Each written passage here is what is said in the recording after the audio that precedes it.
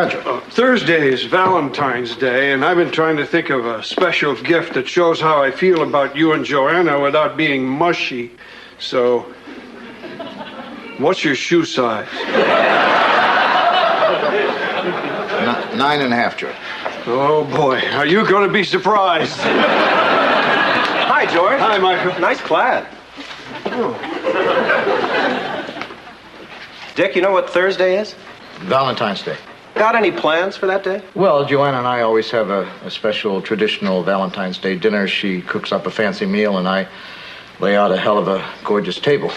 Well, leave the afternoon free for a special Valentine's edition of Vermont Today. Gee, I don't know. With guest of honor, Franklin Todd, Ph.D., a.k.a. the Love Doctor. You got Dr. Todd? I've heard of him. Michael, I can't believe you actually signed an interesting guest. Oh, and Dick, when I think of Valentine's Day, something else comes to mind. Gals. And that gave me an idea for your show. Michael, if this is some kind of ploy to get women with skimpy clothing on the show... Dick, give me credit for better judgment than that. That's more of a Memorial Day kind of thing. No, I'm talking about you co-hosting with a woman, and who better than your very own Valentine? You mean Joanna?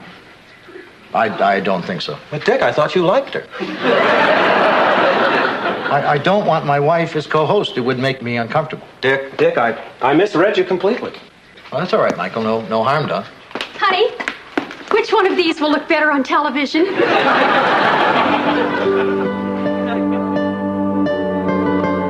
What do you think of Dr. Todd's book? Listen to this. You must love everyone because love is the one free, miraculous gift humanity can give to itself.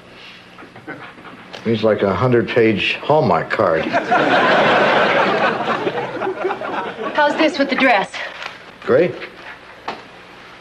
Did you read my list of interview questions? Yeah, they're great. I just hope I do a good job. Honey, trust me, you'll be great. Okay. Why don't you want me on the show? Who says I don't want you on the show? Dick, whenever you say great in that tone of voice, I know it means you've got problems out the kazoo. Just like I know that you drum your fingers whenever the conversation starts to make you uncomfortable.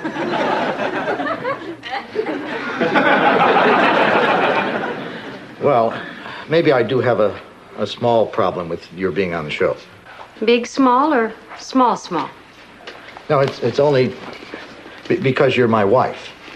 Well, that's just out and out huge. Look, the purpose of a host is to act like a sort of funnel through which the guest reaches the viewers. And if I have you on the air with me, I won't just be a funnel, I'll be a funnel with a wife. And people will start to wonder what the funnel's wife sees in the funnel. And if they have any baby funnels. Well, how about if I come on the show not as your wife, but as a cheese grater? Honey, if it'll make you happy to be on the show, then I want you on the show. Really? Really. Oh, thanks.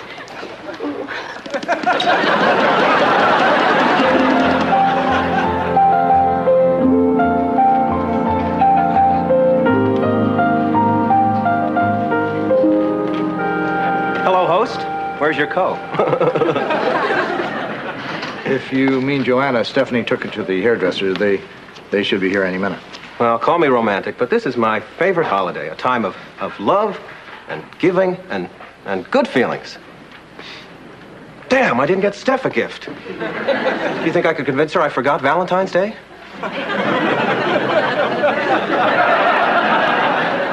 I'm a dead man. Chuck! Get across the street to Witsit Jewelers. Pick out something nice for Stephanie. Get a gift wrap. Bring it back. Warp 7. Oh, and get a car. And sign it for me. Boy, can't live with him, can't live without him. Stephanie or Chuck? Hi, honey. What do you think? It's fine. You hate it? That's not what I said. Well, I know what you mean when you say fine. But if I can't say great and I can't say fine, then how do I convince you that I like it? Just say you like it. Okay, then I like it. Thanks a lot, Dick. Here's your present. Where's mine? Let's save yours for last. Ooh, must be a good one. I can't wait. Me either. Oh, wow. Sunglasses. Just what I needed. A pair to match every one of your sweaters. Go ahead, try one on. Perfect. Now where's my present? Well, Joanna, you look terrific. What have you done? I took off my coat. It works. No, he's right. You look groovy. Michael, where's my present? In here? Actually, Muffin, I have something to tell you. What? I have it.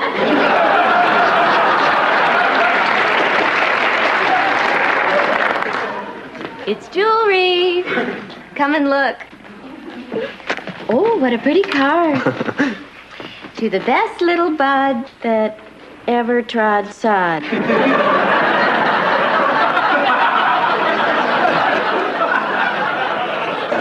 Can't help it. The day just brings out the Rod McEwen in me. Oh, open it up. Oh, very large pagoda earrings. Do you like them? Well, let me walk around them.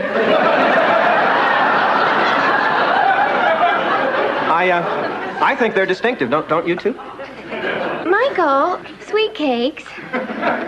You actually went into Whitsett Jewelers, walked past the opal bracelet in the window, and said to Mr. Whitsett, "Give me the heaviest pair of earrings in the store." And do you have a card? I want to write something really tasteless. To tell you the truth, Steph, I didn't exactly pick them out. What exactly did you do? I picked the man who picked them out. You sent a flunky to buy my present? Sugar Plum, I was so darn busy. We're doing this special show. Joanna's never done TV before, and Dick is riddled with doubts about her.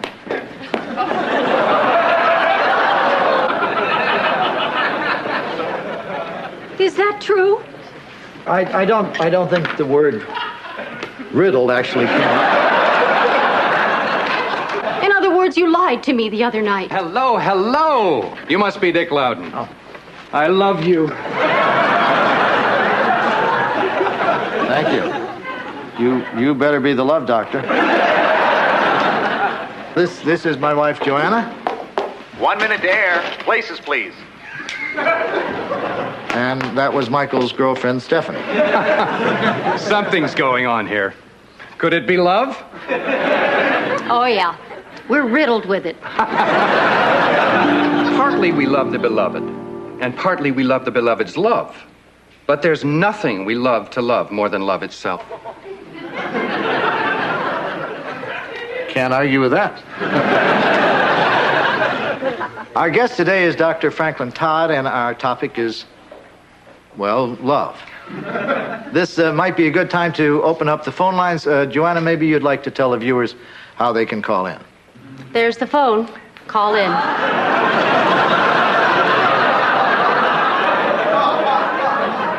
Well, I can't think of anything to add, except maybe the number to call is 555-LOVE.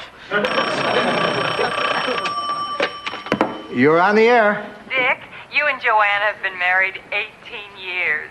How do you keep it from going stale? Well, I'm glad you brought that up. Joanna and I have always worked very hard at keeping the lines of communication open. Right, honey? I hope that answers your question. Well, not exactly. You know, That raises a very interesting point. How can a couple keep that first love zing alive? Beats me. Well, actually, I have an exercise that's designed just for that purpose. All you do is you try to remember those little things about the other person that first made you fall in love. Joanna, tell us something that you remember about Dick. Something nice? That's right. Well... Don't be shy. What is it? Oh, it's just... Well, he was always showing up at my door, nicely dressed, but wearing a mismatched pair of socks. It was so cute. And to this day, if his socks aren't laid out for him, he'll put on a pair that doesn't match.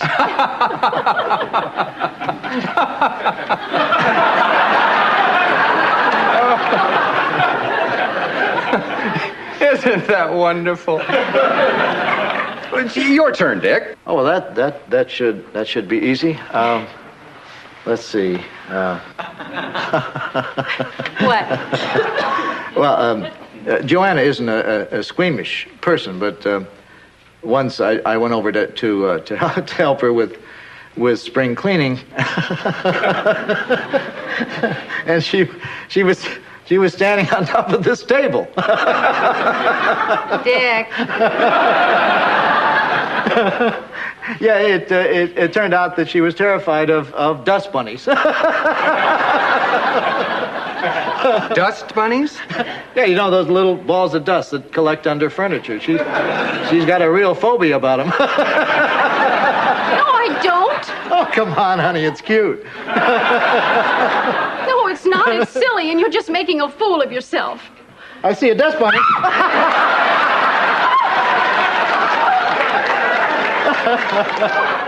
Now, is that cute or what? No. That's one of the most insensitive things I've ever seen.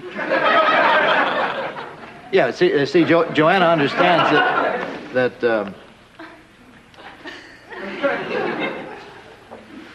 darn, time for a commercial. We'll be right back in just a minute with more love than you can shake a stick at.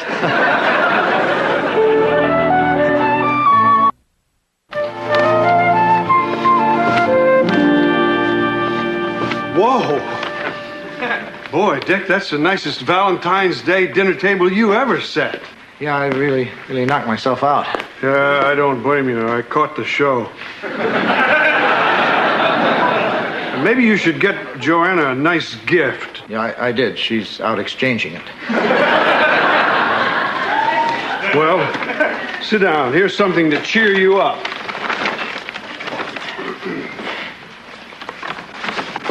Coconut candy. Happy Valentine's Day. Thanks, George.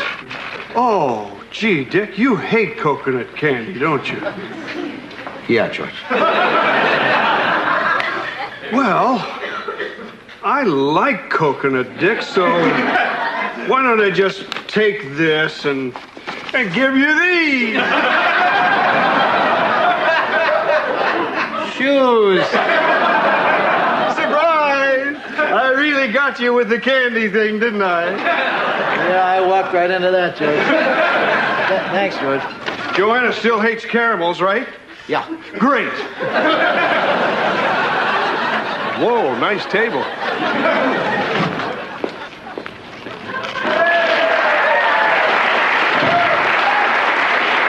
Hi, I'm Larry. This is my brother Daryl. This is my other brother Daryl. What can I do for you guys? Being that it's Valentine's Day, we have a present for Miss Stephanie.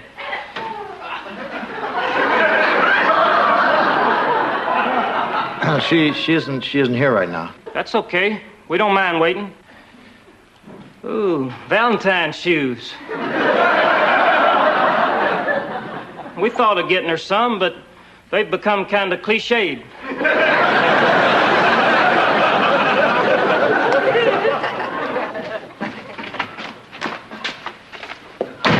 Hi, honey. How'd it go at the store? I exchanged your gift for some potting soil. And a very large credit, I hope. This has been one of the most humiliating days of my life. First, that nasty little Ralphie Hawkins rode past me on his bike and dropped a dust bunny down my back. And then at the market, the manager said to me, "I wouldn't go down aisle 4. They're sweeping back there." And then when I went back out to the car, this was stuck on the windshield. Who you gonna call? Dust bunny busters.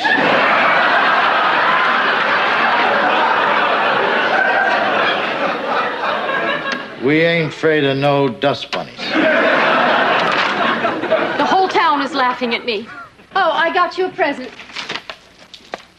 Hey, typing paper. I hope it's the kind you like. Gotta be darn close. Whoa. Ditto. Nice table. Yeah. At least Dick has good taste. Cupcake, I don't know what more I can do to make it up to you. Would it help if I fired Chuck? Miss Stephanie, roses are red, violets are blue. Here.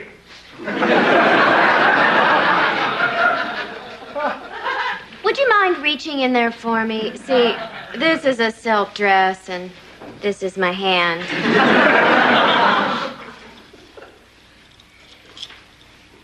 It's a locket. I see that. Thank you. It's very tasteful. It ought to be. We had to clean out 3 septic tanks to get it.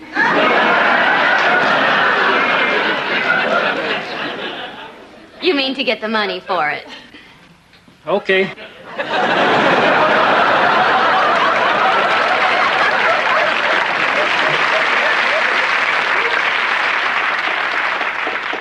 Steph, you've got to forgive me. One more time on my knees, I could kiss this crease goodbye. Well, I guess we can discuss this over an evening of reckless spending.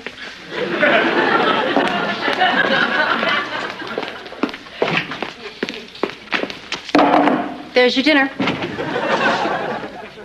Fish sticks. The cooking instructions are on the box.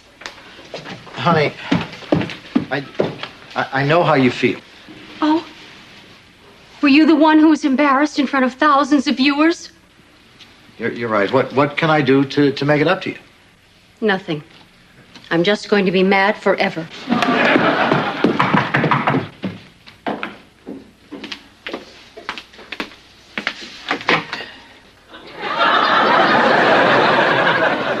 Don't think I can't see you, Ralphie Hawkins!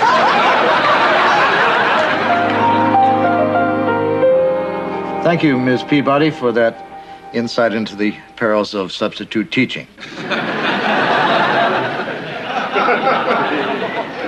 I've concluded this interview a little early because of a few days ago on our Valentine's show, I inadvertently humiliated my wife. Well, this afternoon I'm going to do the same to me. Here goes. Once when I was in college and really needed money, I heard this art class wanted models for an Adam and Eve painting. Well, I volunteered, and since I was Adam, all they gave me to wear was a fig leaf.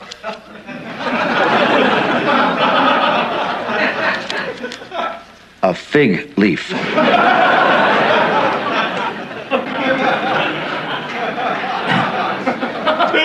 I was really strapped for cash that semester.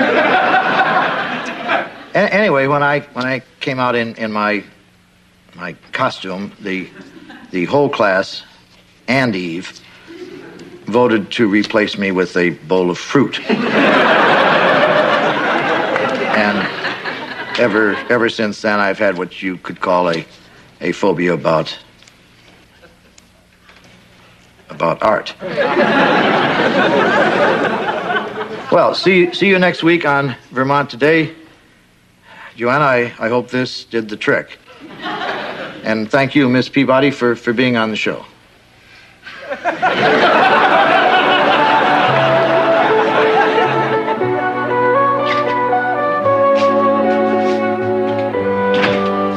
Joanna? I'm in the dining room.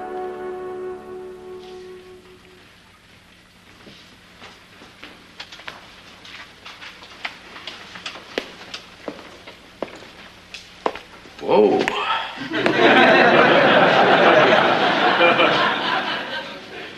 Nice table. Honey, I'm sorry. I've been acting silly.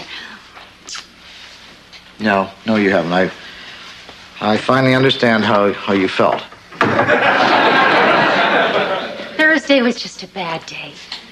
Let's make tonight our Valentine's Day, I've got champagne chilling, and I've got veal cordon bleu in the oven.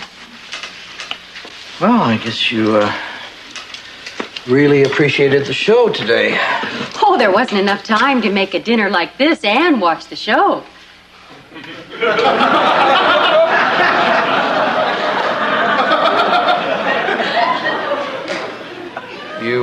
You missed the show? Yeah, first time ever. But the table, the dinner, why?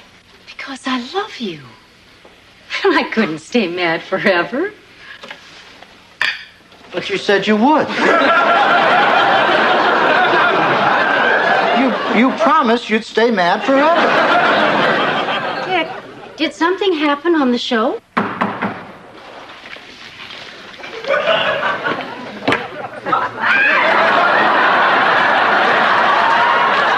I know where you live, Ralphie Hawkins!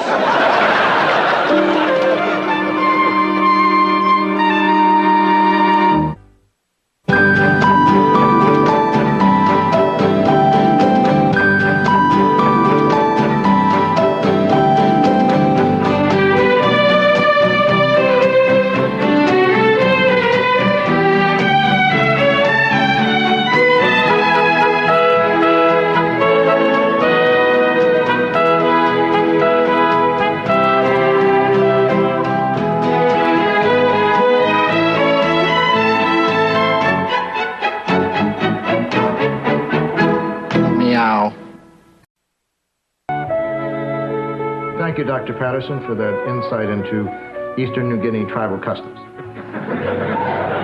And join us next week on Vermont Today. And we're clear. Super show, Dr. Patterson. You'll be back real soon. Make plans. Let's take her card right out of the Rolodex. I thought you liked the show. Oh, I wish you'd downplay that cannibalism thing and push the vacation getaway angle. Well, I think people should know if their vacations are going to be one way. Dick, are you going to be hanging around for a while? Yeah, Joanna's meeting me here, and then we're going for dinner. Why? Wade Northlander's here eyeballing the place. Who's Wade Northlander? El Capitan of Industry. He's been buying up small-time operations like this and really turning them around. I think you two should meet. Oh, is he going to buy this station? Doubtful. But he might spot some talent that's ready to move on to one of his bigger markets, like Boston. Well, I don't think I want to leave Vermont. Actually, I was referring to me. Uh-oh, here he comes. Load me in the catapult. Next stop, Beantown. Michael, transmitting tower looks okay, but I think that the law requires that you have a real beacon up there, not a flashlight. Did I tell you he was sharp? Wade, I'd like you to meet Dick Loudon. Yes, I caught some of your show. You're a very solid interviewer. Thank you.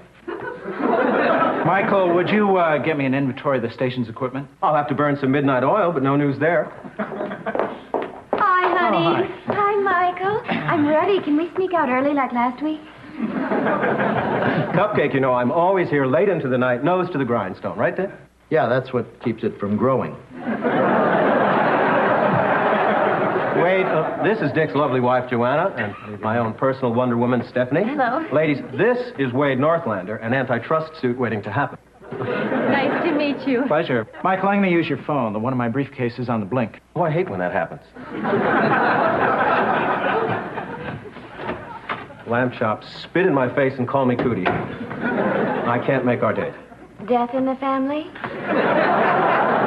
Much more important, career move. This is a man who owns stations in places that have mass transit. If things go well, I'll have more money to throw away on you than ever. You can sweet talk me out of anything. We'll do it tomorrow. That's a double cross-the-heart promise. Okay. Well, then I guess I'm free to tag along with you guys. Oh, boy. Well, I'm going to take off. Can anybody recommend a nice place to eat? Oh, the Hanover Inn is excellent. It's kind of expensive. I'll give it a try. Dining alone, I won't hear of it. I insist they join you. Well, great. It's on me. No. The station won't hear of it. Dick Street. Well, thanks, Dick. Shall we go? Well, look at it this way, Dick. If you spend the whole evening talking about me, you can write it off as a business expense.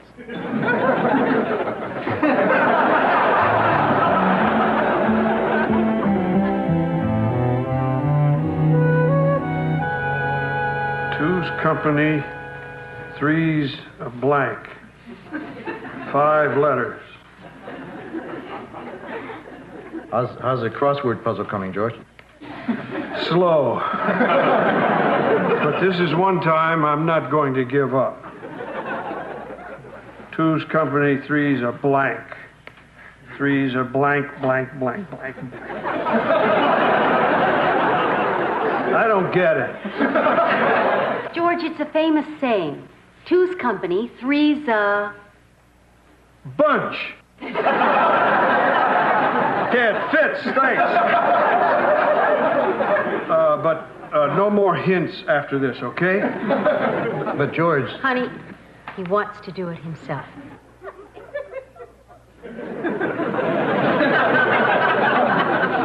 Opposite of poor, 4 letters. Opposite of poor, rich. Nah, that's too easy. Must be a trick. I wonder what's keeping Stephanie and Wade. Honey, I'm sure it's nothing to be worried about. I'm not worried. It's just that they said they wanted to stay and have dessert. That was 2 hours ago. Well, I'm sure they only hung around to see what the busboys look like in their street clothes. That must be it. Hi-ho. Steph still up, or do I have to go upstairs and wake her? He said with a lascivious wink. She's not up there. Well, point the way. I bought a little peace offering for standing her up tonight. Donuts. You're gonna spoil her. Is she in the kitchen? Not really. Well, I'm stumped. She's still at the restaurant with Wade. What? They decided to stay for dessert. When was this? 45 minutes, maybe 2 hours ago. Oh, I can't believe I brought these donuts over Now, here. Michael, That lady deserves eclairs. She does? I never even had to tell her to cozy up to Wade. She just knew. It's like the day we were both walking through the housewares department at Hanson's, and we both went bonkers over the same shrimp forks. I mean, are our souls super glued together, or what? Well, it sure sounds like it. Well, I'd better hit the road. Don't just hand these to her. Make kind of a production out of it.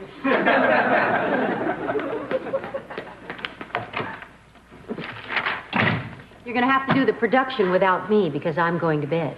Because if I don't, I'm going to eat one of those. Good night, honey. Good night. Let's see. Expression of extreme anxiety.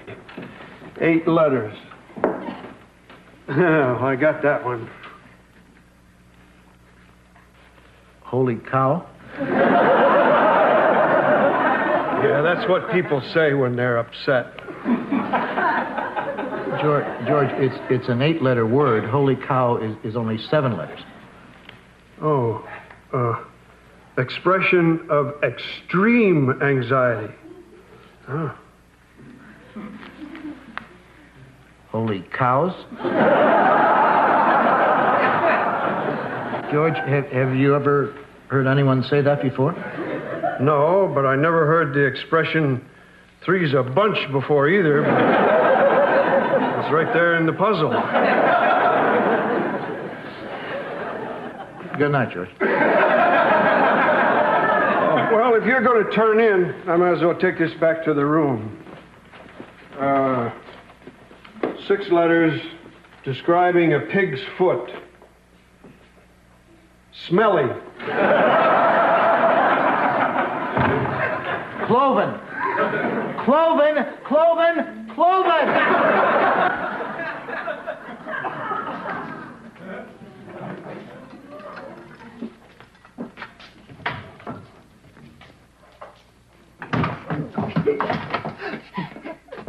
It really was a fun evening. You really are a unique girl. I know. And it's hard to be that when you have to buy off the rack. Then I'll see you tomorrow night. I have a date with Michael. Oh. Then would you be interested in flying with me down to Martha's Vineyard for the weekend? I really couldn't get away. First class? My own private jet. Oh. I was beginning to think I'd never hear those words again. Then it's a date? No. It sounds nice, but, you know, Michael is sort of my steady. I mean, we're not engaged or anything, but we do have a very strong relationship. One time, we both saw these shrimp forks at Hanson's.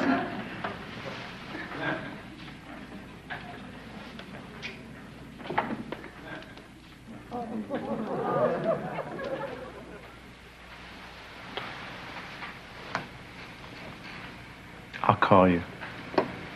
I'll answer.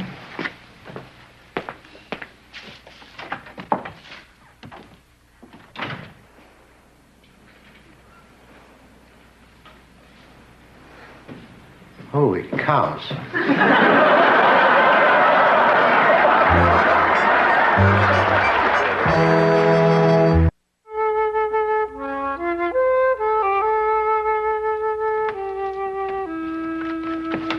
I just can't go to bed until I have one of those donuts. Aren't you going to stop me? I just saw Wade and Stephanie kissing. That did it. A serious kiss? Remember the scene in Poltergeist where everything got sucked into the closet?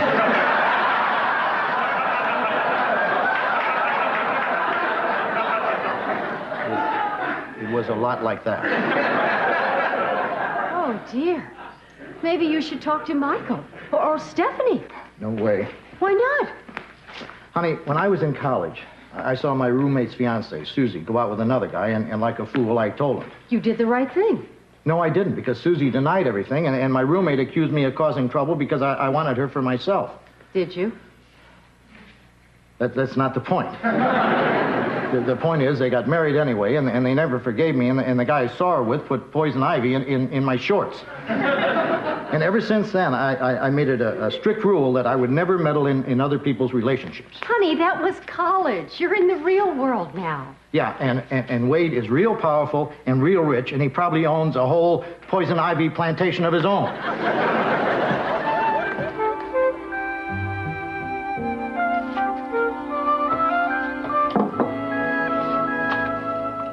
Joanna? Yes? Never mind.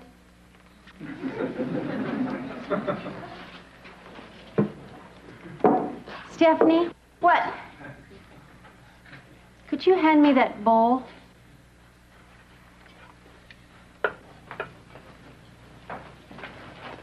Last night, Wade gave me a kiss so hot it could melt lips, and I gave it right back. I didn't mean to pry. Life is so unfair.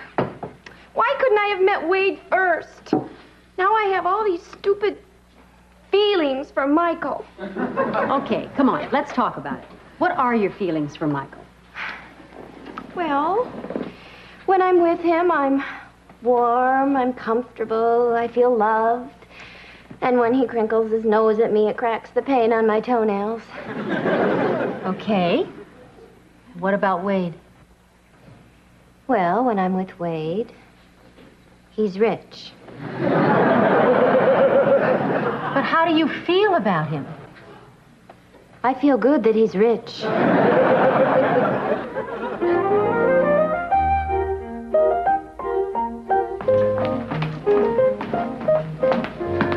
Well, good night, Dick. If anybody needs me, I'll be at a little place called the Stratford Inn. So you have a date with Stephanie tonight? Yes, I want to show my gratitude for what you did with Wade last night. I think the donuts were more than enough. Michael, you're not leaving, are you? Oh, well, I'm in this Big Brother program. Well, go ahead. I just needed some figures, and I wanted my personnel people in Chicago to see a sample of your work. What the heck? The kid's gone this long without a father. What do you need? Your audience growth projections for the next 5 years. Ouch. That'll take most of the night. Thanks. I'll bring them by your hotel when I'm finished. Don't bother. I think I have a date tonight. All right, Wade. Break a heart. Boy, Dick, I don't envy me. Axing 2 dates in a row. Make room for one more mutt in the doghouse. Steph, Michael, bad news. I'm back on Dawn Patrol. What is it? Well, can't we discuss it now? Okay.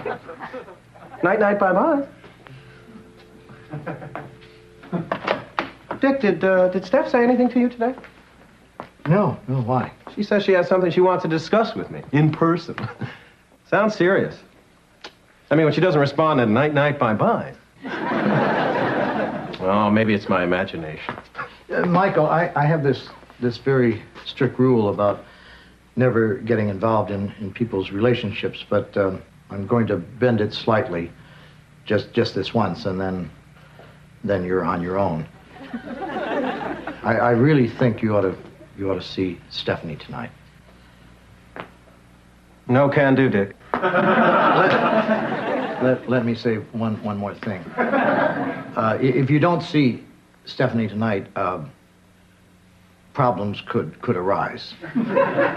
Read you, Dick. But I never saw a case of the pouts a dozen long stems couldn't cure. Look, I'm going to bend my rule a tiny bit further. Stephanie and Wade had a really good time last night. So you're saying, since she did me a favor, I saw them kissing. Serious kissing. A full mouthful kiss.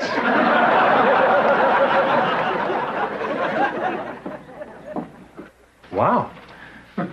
I'm sorry. What am I going to do? I don't stand a chance against a rich, successful guy like Wade. Michael, you have other things going with Stephanie that Wade doesn't. Examples, Dick.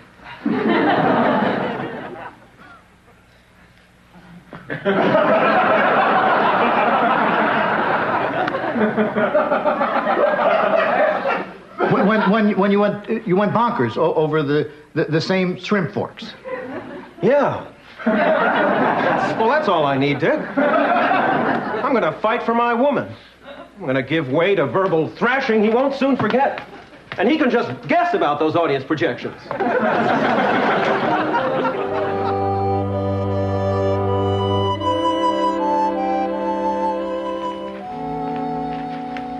Joanna?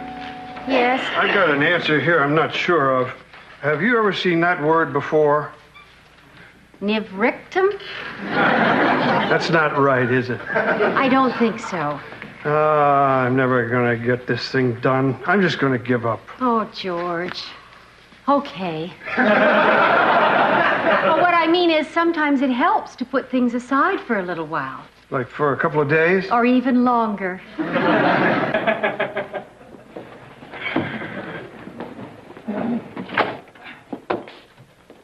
Oh, hi. Can I help you? Yes, I'm here to see Stephanie. For what? I'm taking her out. But that's what Michael does. Michael's working. Oh, I'll tell her you're here. Thank you. Stephanie, your date's here, and it isn't Michael.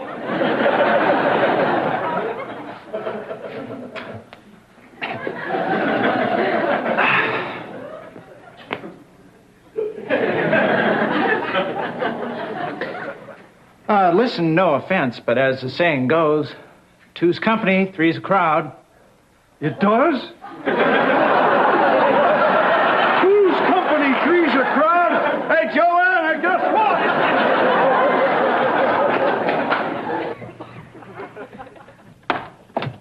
Hi, Wade. Stephanie, you look terrific. Thank you. No, I mean it. The hair, the dress, the necklace. Look, Wade, I know it all works. Something wrong? I'm sorry. I've just been having a nervous breakdown. I made a difficult decision, and I think we should talk. Can it wait? If we don't leave right now, we won't make our reservations at Lutece. Lutece? That's in New York.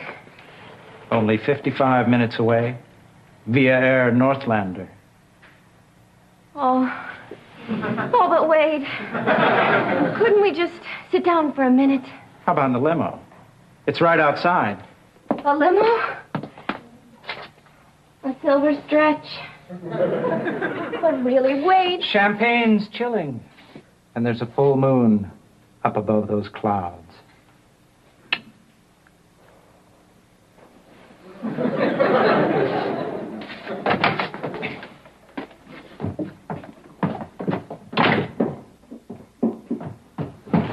This is wrong. I can't go with you. I don't care how long that limo is. 20 feet. Just stop it! Look! Whatever was between us is over. Are you serious? What about last night? Last night I was caught up in the moment.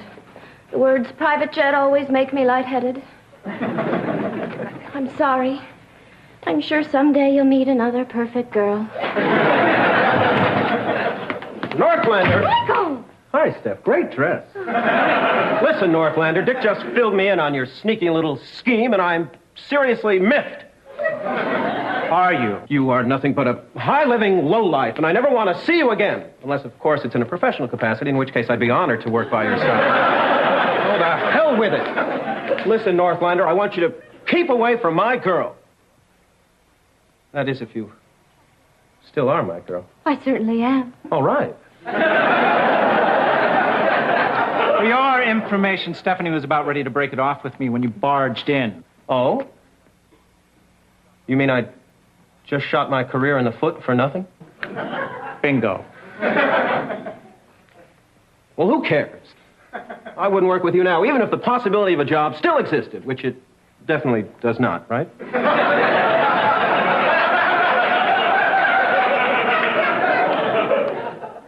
Right. Good. Take a hike, Northlander.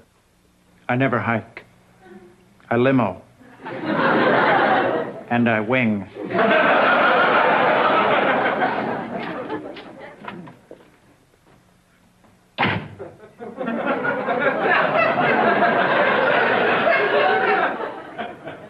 That man could have given me everything I ever wanted. Me too. You threw away your career for me. Needlessly. You chose me over a millionaire. How come?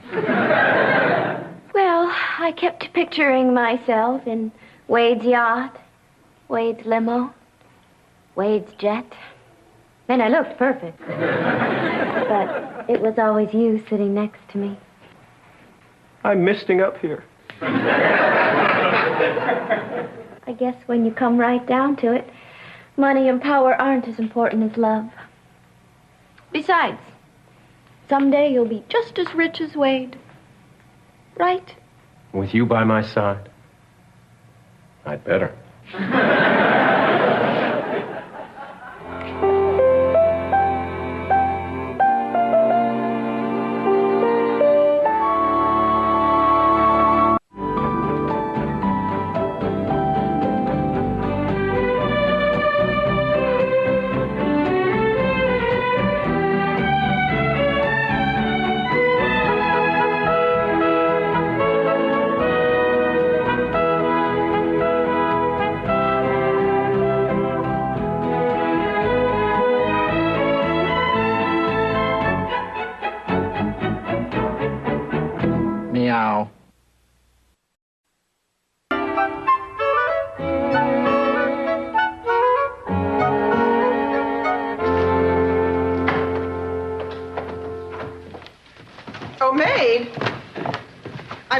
jar of cold cream in our room.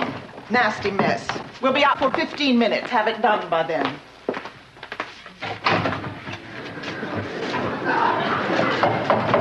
Nasty mess. Nasty mess. Have it done by then. How can people treat people like that? Oh, guests treat me like that all the time. I just smile, shrug, and drop their luggage in a puddle. George, when the Spencers check out. You got it.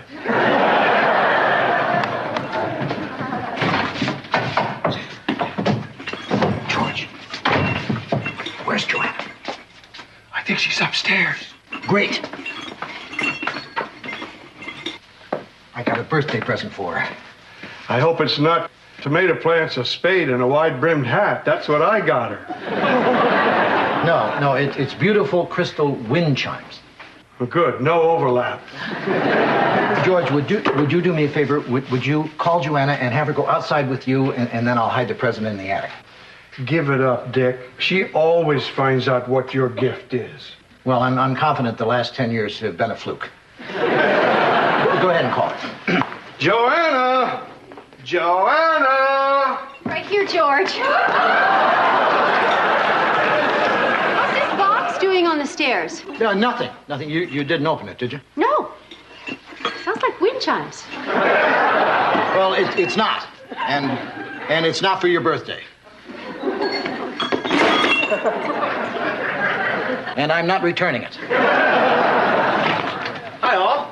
Where's that dainty blonde I love today? I think she's upstairs, but don't rule out the basement. Stupid guests. Hi, Peaches. You look mussed. Well, that's what happens when you do blue-collar work in silk. Stratford Inn. Oh, yes, Mrs. Vanderkellen. She's right here. Hold on, please. Stephanie, it's your mom. She never calls before noon. Hello, Mommy? Is everything all right? Oh, good. I was afraid the stock market had gone kaplooey or something. Well, if you really want me to come. Okay. I'll see you then. My ex-husband Carl is getting married, and I'm going home for his wedding. This is an expression I've never seen before, sweet niece. It's adorable, but are you happy or sad? I haven't decided. Carl is the reason my parents cut me off. They've never forgiven me for leaving and becoming a pathetic wretch who cleans up lumps of cold cream. But that's why I left, to show them I could make my own decisions. I thought you left him because he was an old coot. That too. Oh, this is going to be dreadful. Do you want to come?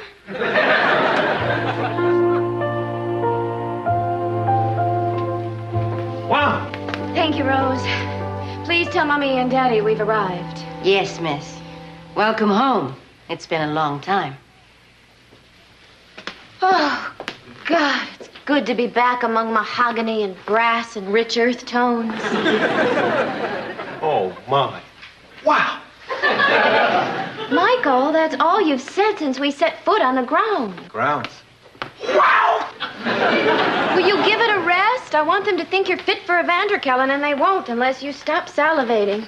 I'll watch it. I just want them to feel towards me the way I feel towards all these things. Oh, that's them. This is it. I'm not going to let them get to me.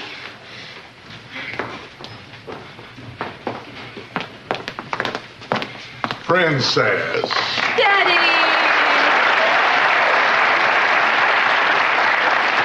Mommy!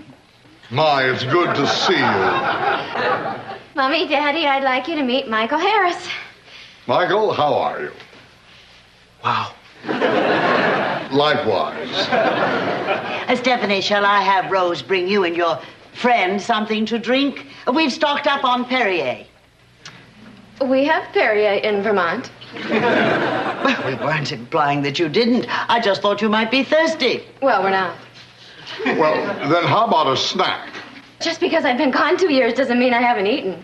Now, if you want, and I know you do this in Vermont, you could sit down. Your father has something he wants to talk to you about. Yes, now, Stephanie, about all this maid business. Pick. First the Perrier insinuation, and then that jab about the snack, and now you're harassing me about my job.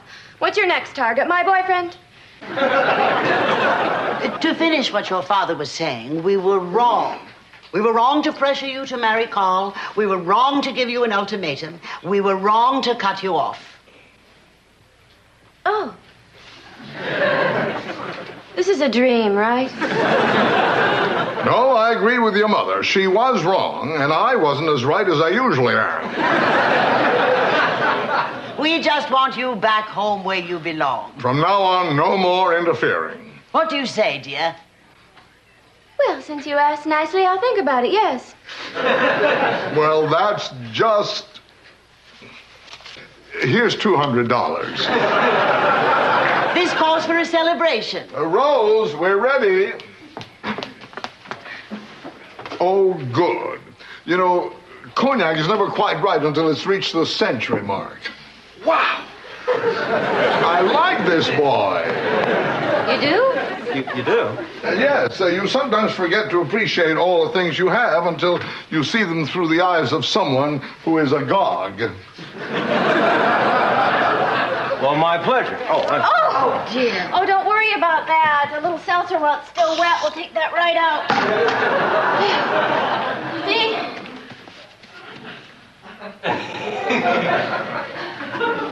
Oh, dear. That is all, Rose. Well, welcome home, Stephanie. And not a moment too soon.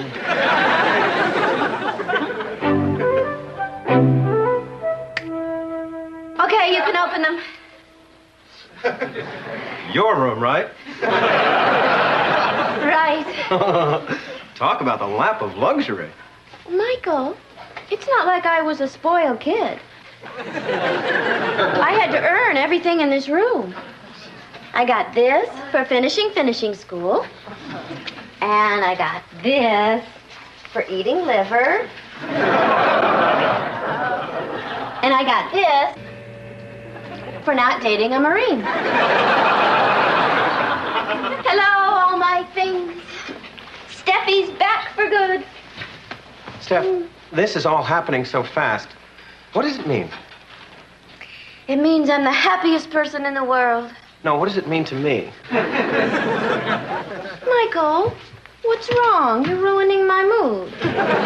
Steph, do your parents ever let people visit, say, permanently?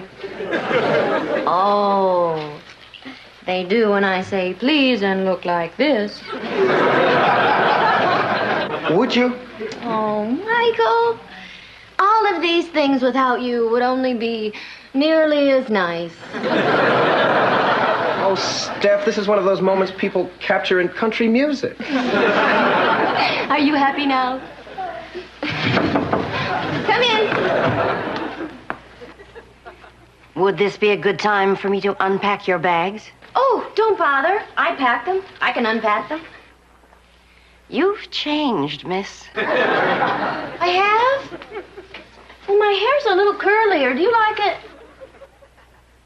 Very much. You were saying? Oh, yes. Hi, Mrs. B. Is everything all right? Did you notice we restocked your makeup table? Oh! And I've got you a new social calendar. Oh! It's all filled up. Every single minute. Just for 2 weeks. We'll fill in the rest later. Well, we'll see you for dinner at 7. Oh, and change your perfume, dear. We're having veal.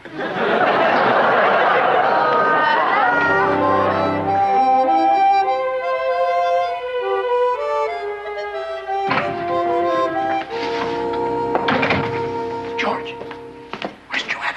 In the kitchen. I got her a real winner this time. They're having a quilt sale at Benford's, and I snagged a beauty. Hi, honey. Hi, where are you going? Well, that quilt sale at Benford's ends tomorrow. I'm going to break down and buy one. Be back in half an hour. Well, I mean, don't you think, we should talk about it? I mean, even on sale, those things are pretty expensive. I have some money saved. Yeah, but I thought you were saving that for the microwave. I'd rather have this. Yeah, but a quilt can't cook a hot dog in 2 minutes. Yeah, but a microwave would look silly on the bed. I bought the quilt, all right? You did? For my birthday? No, not for your birthday, for Monday. It's just an incredibly expensive Monday gift.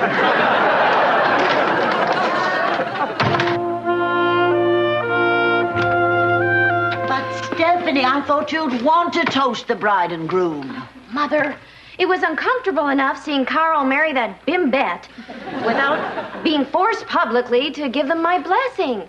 I just wasn't prepared. Of course you were prepared. We wrote the words down for you on a piece of paper. I didn't want to tell Vicky that my loss was her gain. And today you tell me what to wear.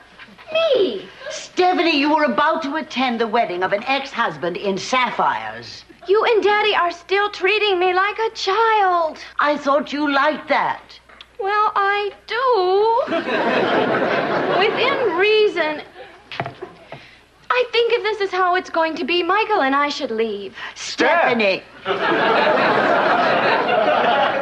Now you know you don't mean that. I said it, didn't I? Stephanie, please. Yes, please. I'll let you handle the pleading. Tell Daddy to make the arrangements. Where did your nanny go wrong? Cupcake, what are you doing? We can't leave all this. We like it too much. Michael, it's more complicated than that. Being here makes me feel icky. Stephanie, your mother just told me about this ugly row the two of you have had. Now, is there anything I can say to make you change your mind and stay? No. Princess, I know I haven't said this enough to you, but I bought you a car. A Lamborghini? Regal red. Well, since you asked nicely, I'll think about it. Yes, I'll stay forever.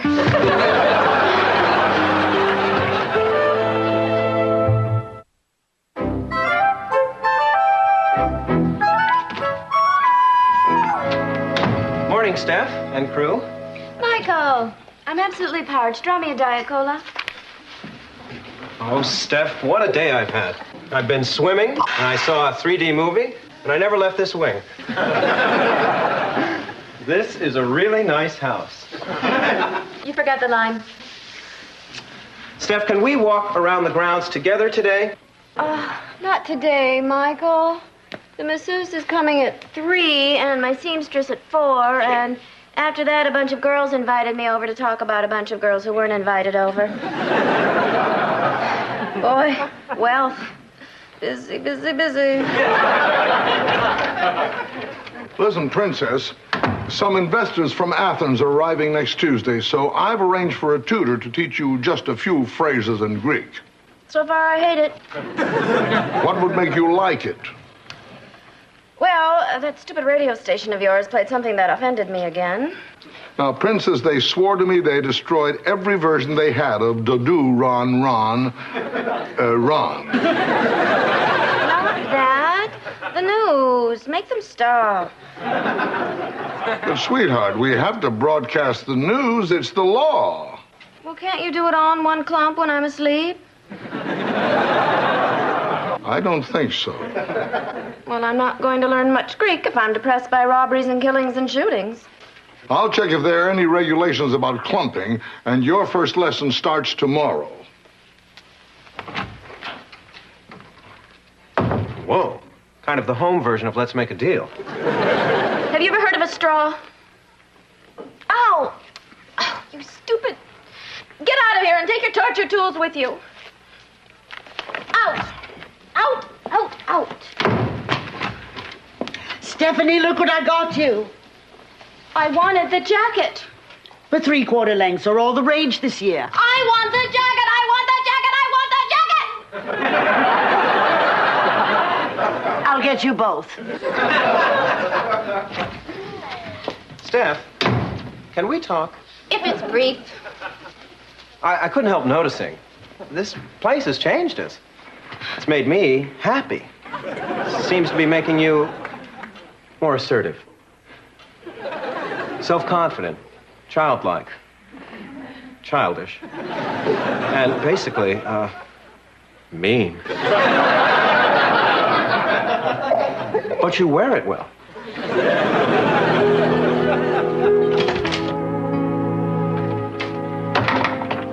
Well, I got Joanna a gift. She's upstairs, Dick.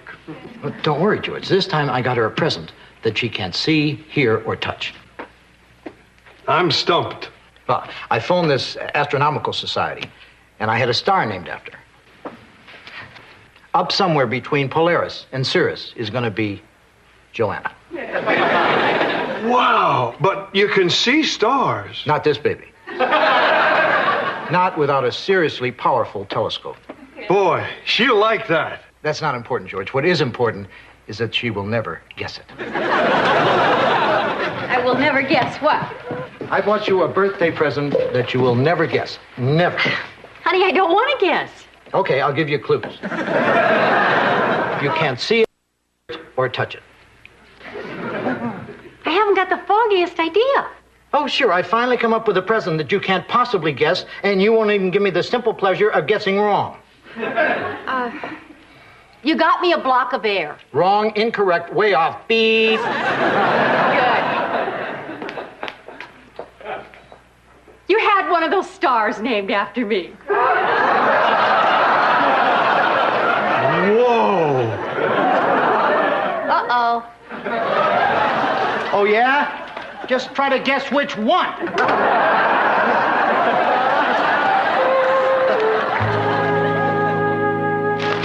Amalgamated Limited went under.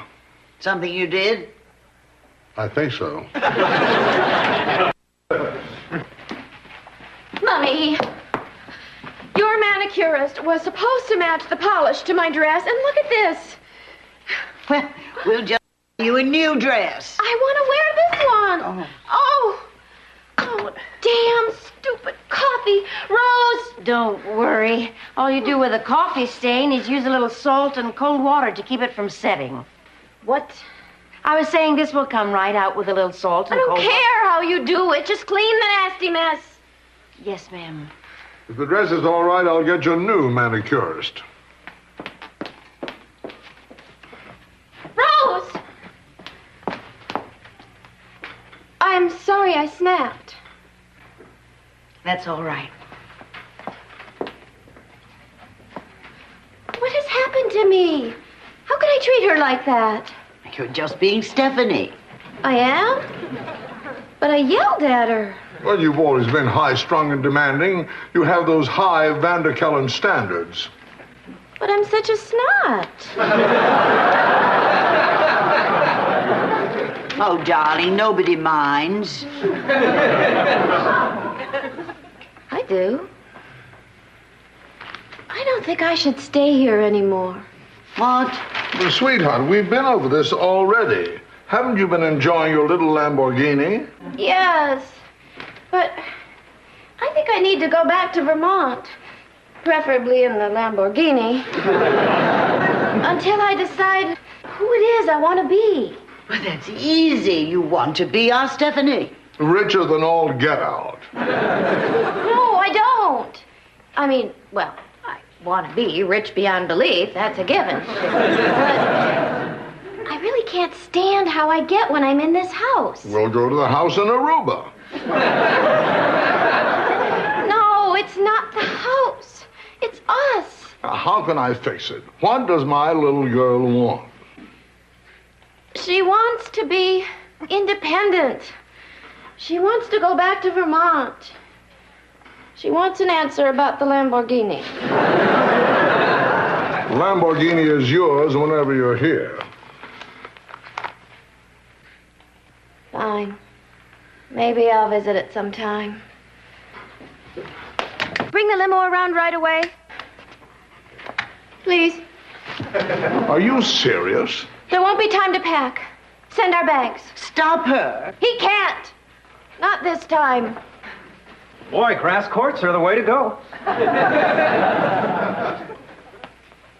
Oh, God, please let someone have died. Michael, we're leaving now. Well, why don't you just plunge this racket through my spleen? Michael, you said yesterday you didn't like the way I was acting. I said you were acting mean. I didn't say I didn't like it. Stephanie, Goodbye, Mummy. the door is always open. You may not think we're the best parents, but we're better than minimum wage. Think about it. Goodbye, Daddy. Do you need anything?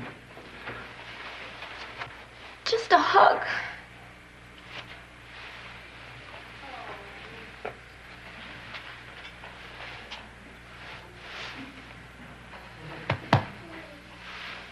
Stay in touch. Your mother worries so.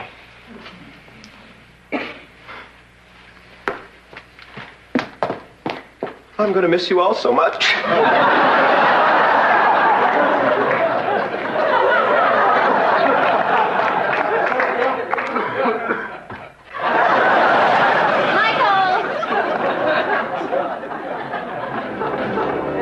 I can't help it.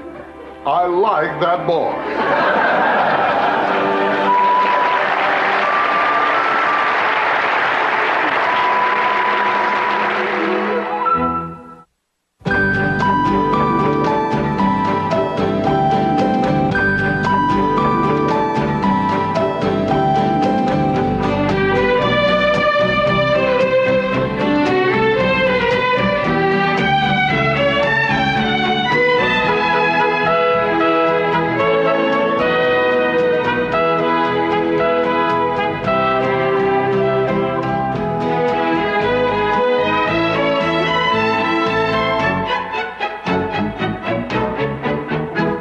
Meow.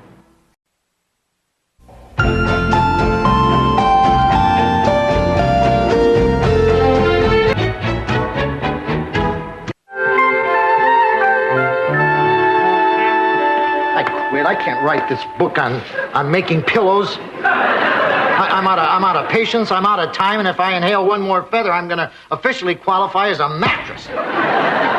Calm down and tell me what happened. It exploded again. I'm going down to O'Shea's. Dick! No telling what time I'll be back. Dick, it's not even noon. Joanna, don't try to stop me. I need a milkshake. Dick, come on. You've never given up on a book before. That's because my other books were about things I knew about. Guy stuff, lumber, steel, bricks. Not things that can fly up your nose. Honey, I sew pillows all the time. Let's go sit down and I'll show you how. Okay, but if this doesn't work, I'm going to go down to O'Shea's and drink myself under the plastic clown. Hi. I'm Larry. This is my brother Darrell, and this is my other brother. We know, Larry. What can we do for you? Termites have infested our domicile. That's awful. Have you called an exterminator? Yeah, he's fumigating Monday. The sad thing is, in order to get rid of the termites, he has to kill the silverfish. There's so much senseless slaughter. Anyways, much as we'd like to, they won't let us stay during the gassing. So we've come over to prevail on you for a reservation. You want to stay here? Basement will be fine. Larry, the basement is dark and damp and full of mildew. You don't have to sell us. Fellas, the basement is not available. Why don't you try a room? Okay. See you next Monday. Told you we should have made reservations earlier.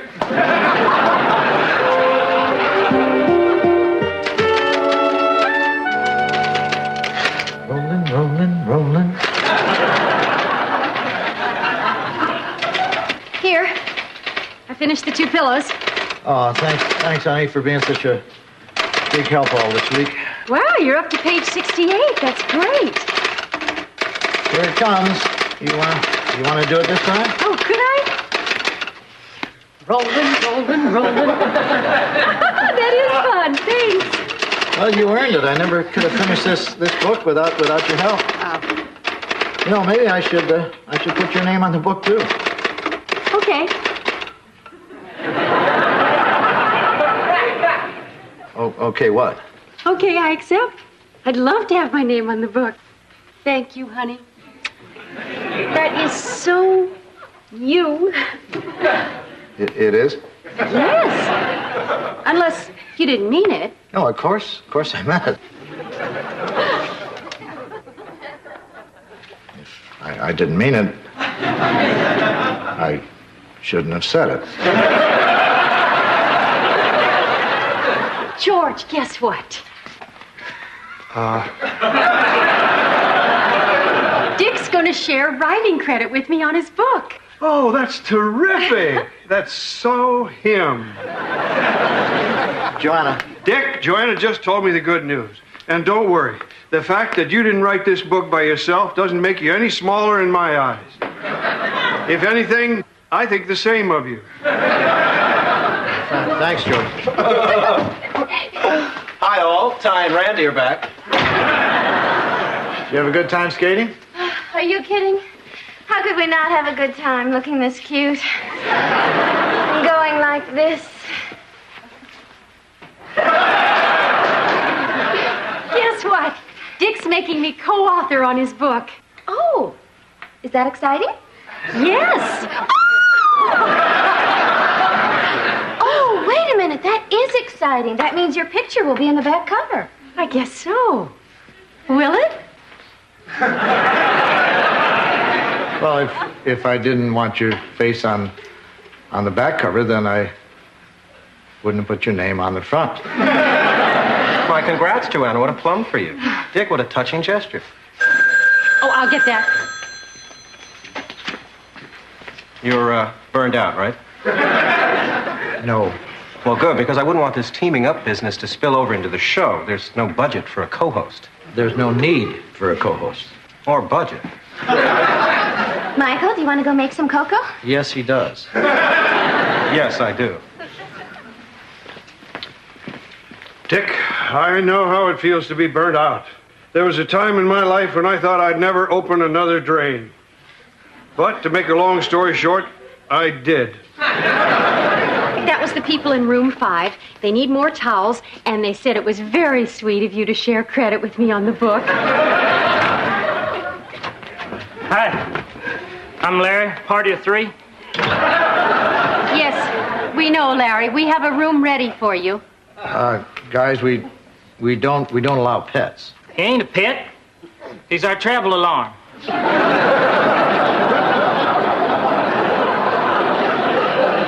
I'm sorry, we have rules. Too bad. Darryl, take Long Jeans here out to the porch. Here's your key. Enjoy your stay.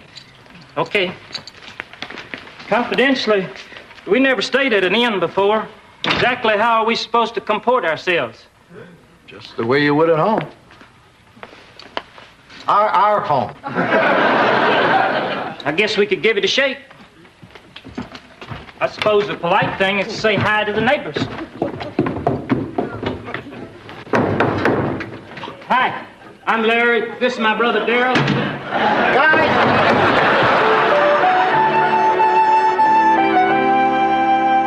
Elliot, you're my agent. You're supposed to be supportive. Well, calling me a has-been burnout is not supportive. There is no best sense of that phrase. Joanna is not slowing me down. The book will be a few days late. Elliot, what's that static? Alka-Seltzer. Well, listen to this. This is a dial tone.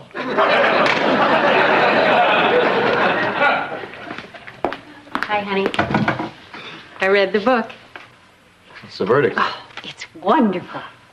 And that chapter on making pillows into interesting shapes is so creative. Well, Worked in some guy stuff. Dick? What? Oh, nothing. It's too silly. I shouldn't even go into it. No, come on. Your name's on it, too. Well, this line here. If you aren't careful with your basting and stuffing, your pillow could turn out to be a real turkey.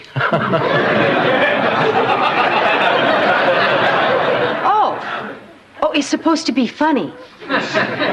Well, how do you want me to say it? Careful basting and stuffing are important? That's much clearer. It might even be funnier. Now, this line here on page 13, is that supposed to be a joke, too?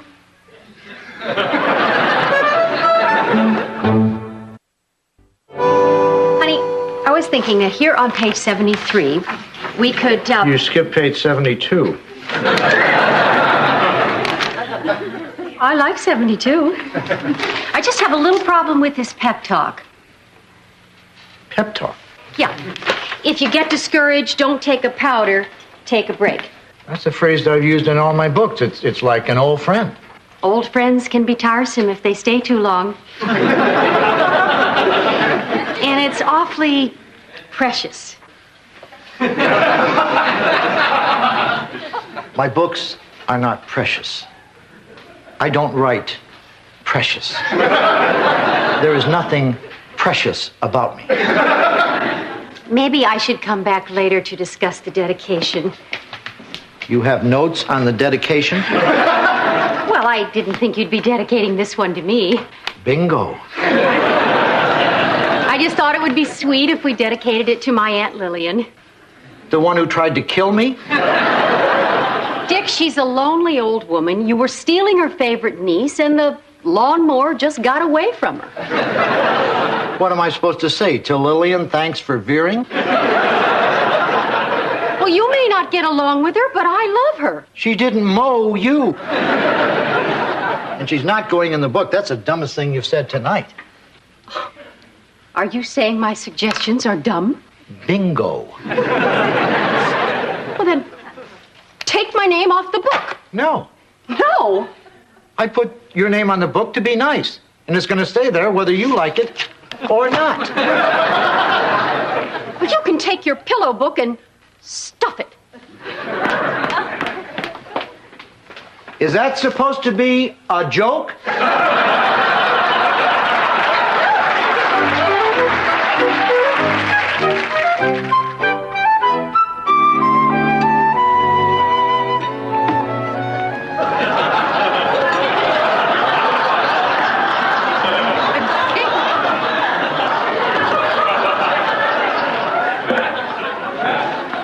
Excuse us. Could we have a word with you? You told us to act like we was at home. And at home, we wear these to breakfast. But upon taking a visual poll around the room, it appears that these people are wearing something over their dainties. Yeah, it's a custom. We stumbled on it one day and just stuck with it. Well, it would have helped us if you'd have laid out the rules more plainly. Or is this some form of hazing you do to the new people? No, and it might be better for you and for everyone eating if you put some clothes on.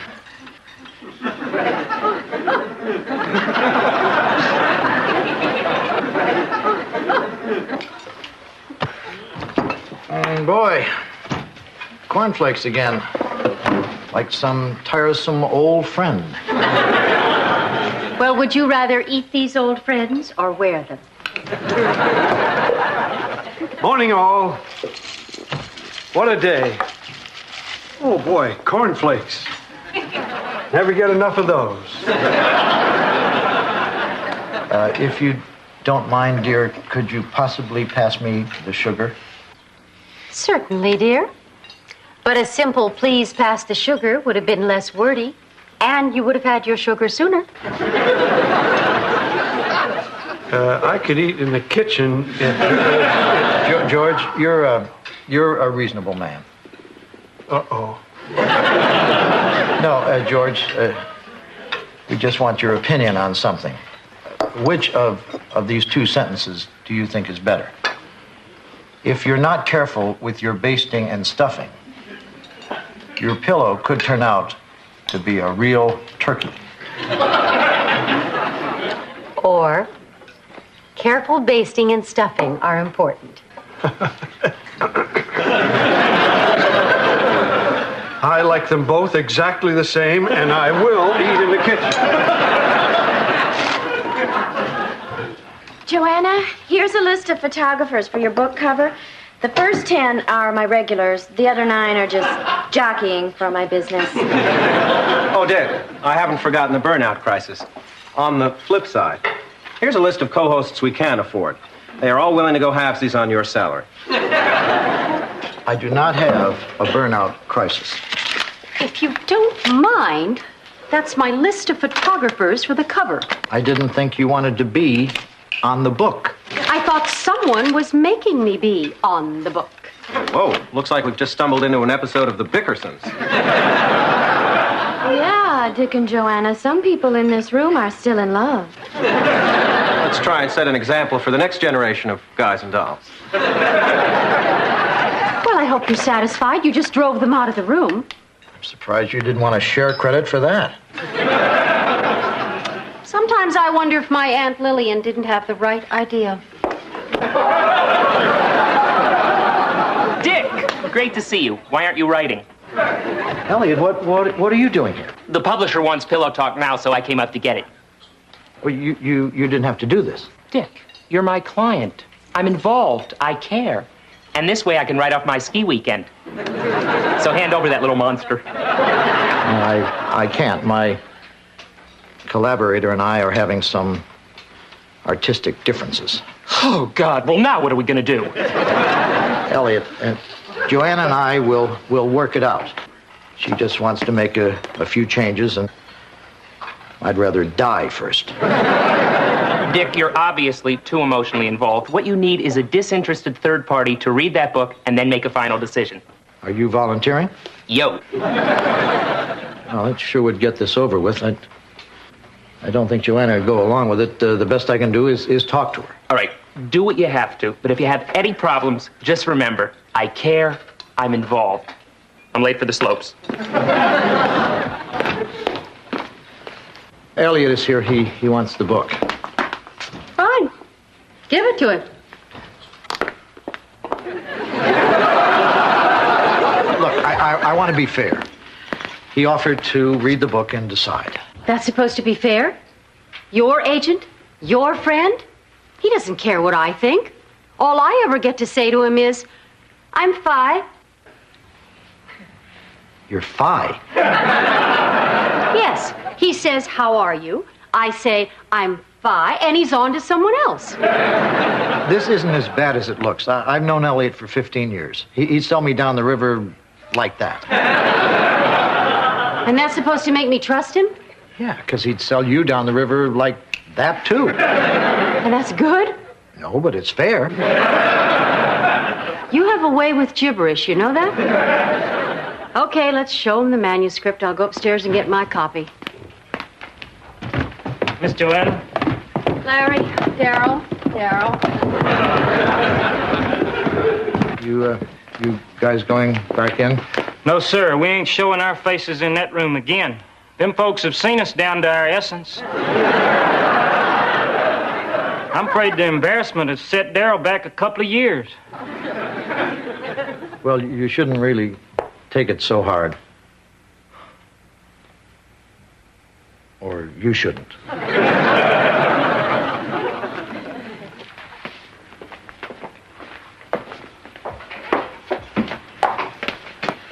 Oh, guys, are you going to be out of your room for a while? I need to get in there. Okay, Miss Stephanie, but be careful. Yesterday afternoon, someone busted into our room while we was out. They left tiny bars of soap everywhere. And wrapped all our drinking glasses in paper. It appears to be one of them senseless crimes. Larry, you silly. That was me. As much as I hate it, that's my job. Oh, Miss Stephanie, forgive us to bits. You can bust in and paper our glasses anytime. Thank you.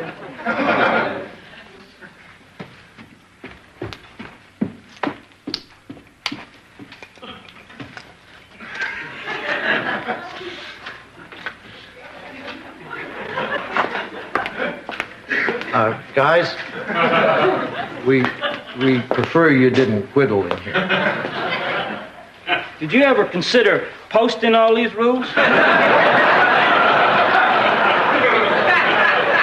Well, there are plenty of other things to do around here. Why don't you play a game?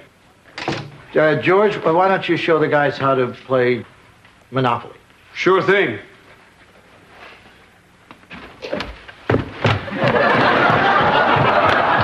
Well, I'm off to the slopes. Nice paint job.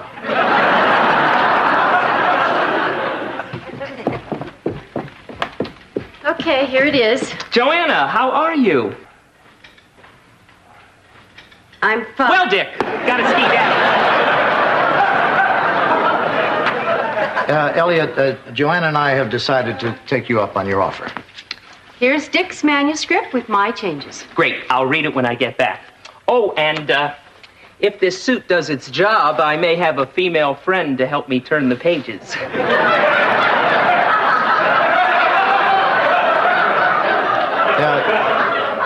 Elliot, read it now. You may be too depressed at the end of the day. Okay, let me see that thing. Well, if the first page is any indication, your version has more flow, Dick. Elliot, read the whole book and be impartial. Impartial. Gotcha.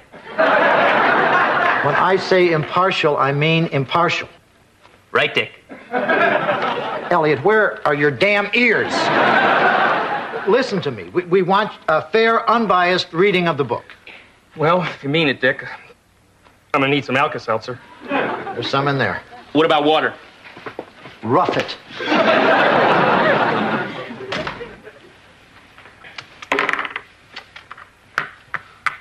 Free parking. Boring. I'm gonna go get us some sodas. It's your move, fellas. Chance. Take a ride on the Reading Railroad.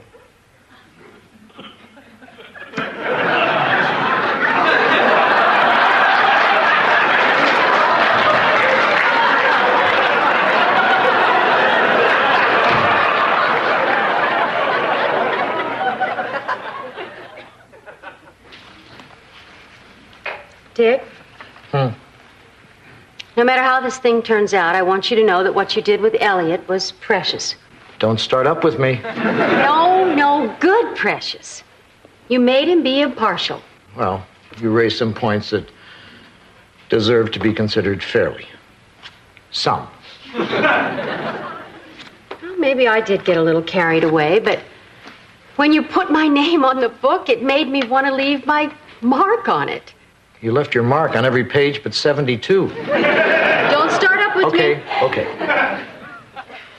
I've been thinking, maybe what we should do is dedicate the book to someone we can both agree on.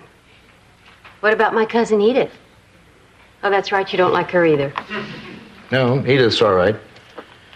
She smells funny, but at least she's not an assassin. Well, I don't have to read any further. I have real problems here on page 8. Elliot... Come on, let's save this baby. Now, the publisher said he wanted a simple book on pillows. Why are you complicating it with all this creative crud? Pillow hand saws? Pillow power drills? Get real. Ellie, that's the one thing that Joanna and I always agreed on. Yeah. Well, sure, you love it right now, but see how easy it lifts out? So much for creativity.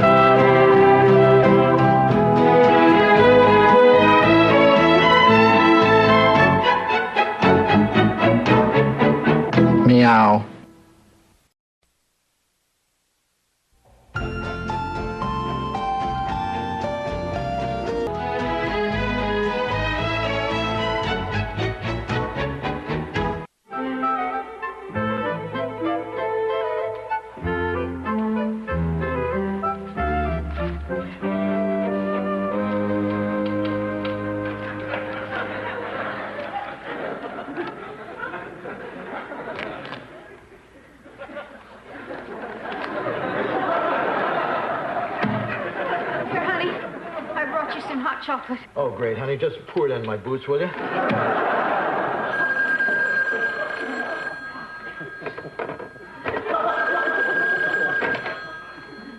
Hello? Yes, Mr. Palmieri. Yeah, we know your room is cold. It's a problem with our thermostat. Yeah, but our handyman should be back with a new one in just a few minutes. Well, I seriously doubt that your nose is going to drop off. Well, then stop pulling on it. Oh, George, what took you so long? Oh, I'm sorry, but some kids ran their snowmobile into the river, and I helped them get out. Are they okay? Fine, and I've got the thermostat right here. Oh, thank goodness. I don't believe this day. It isn't enough. I have to walk around hiding my figure in these. You look adorable. I look like a burrito. And if that isn't enough, they interrupted the top 20 countdown on the radio 19 times with the same stupid news bulletin. What news bulletin? Oh, about some stupid guy who risked his stupid life to save some stupid kids who drove their stupid snowmobile through the ice into the stupid river. Did they say who this hero was? No, that was the stupid part. Nobody knows. He just dropped the kids at the hospital and disappeared. The whole town's looking for him. Why does everything happen to me? George, didn't you say that Joanna, would you hand me that screwdriver? Oh, my God. I know who it might be. Michael. Your Michael? It all fits. He hasn't called tonight, and the radio said it was a selfless hero. That's Michael. Your Michael? Oh, I've got to call him. What is he thinking of risking his life like this so close to the winter carnival? George? You're the hero, aren't you? Oh, I didn't do anything anybody else wouldn't have done, so I'd just as soon keep it quiet. But, George, everyone wants to know who you are. They're all going to want to thank you. I know, and it'll be Biff Davis all over again. Biff Davis. He grew a potato that looked exactly like Clint Eastwood. They put a picture of it in the National Tattletale with a caption that said, "Go ahead, bake my day." Fans started calling him, mostly women who pretended they loved him, but they were only after his potato. And he couldn't sleep, he lost his job, he ate the potato. And then one day he died. I don't want that happening to me. George, I really don't think that's going to happen. Not if you don't tell. Well, if you don't want me to, I won't tell. Promise? I promise. Cross your heart and hope to die? Cross my heart and hope to die. Do you solemnly swear? George, I'm not going to tell, all right? What about you, Johanna? You won't tell, will you? No. And that's good enough for me.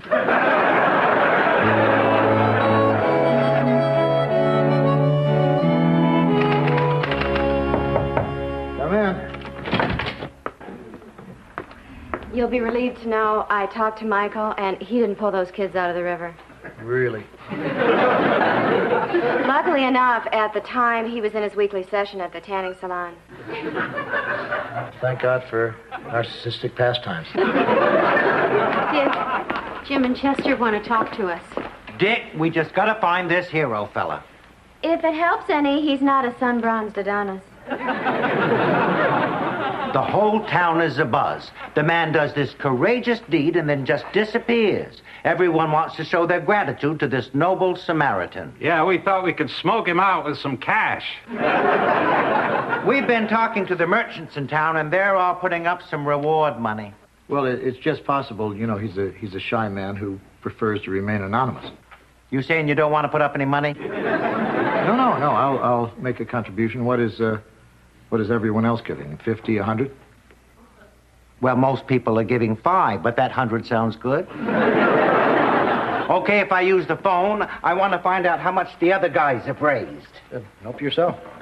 I never thought thered be a reward. Well, that's not all. The mayor is going to give this fellow the key to the city. A key to the city. Well, it doesn't really open anything. Now, that's true, but it does start Willie Fry's tractor.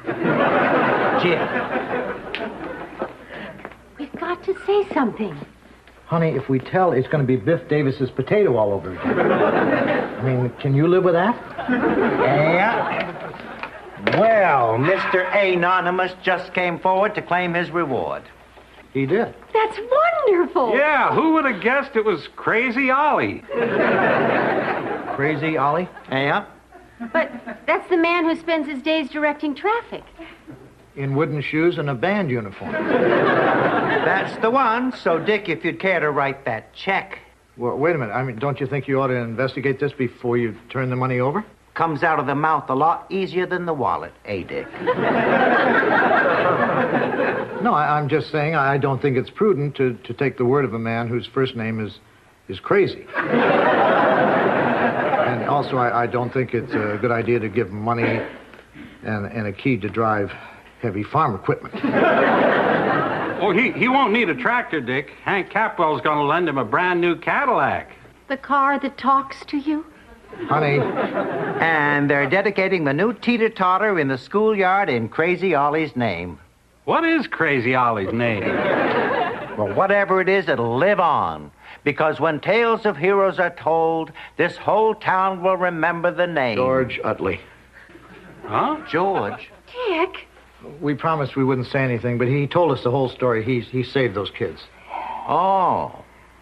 Well, it did seem kind of odd that Ollie said there were 4 kids instead of 2. And that he scooped them out of the river with a spoon. Let's go congratulate George. Wait a minute. I better speak to him first. In fact, I'd appreciate it if you didn't let this go any further until after I've talked to him. Okay. Mum's the word. Just a minute. Okay, come on in. Hi, George. You got a minute?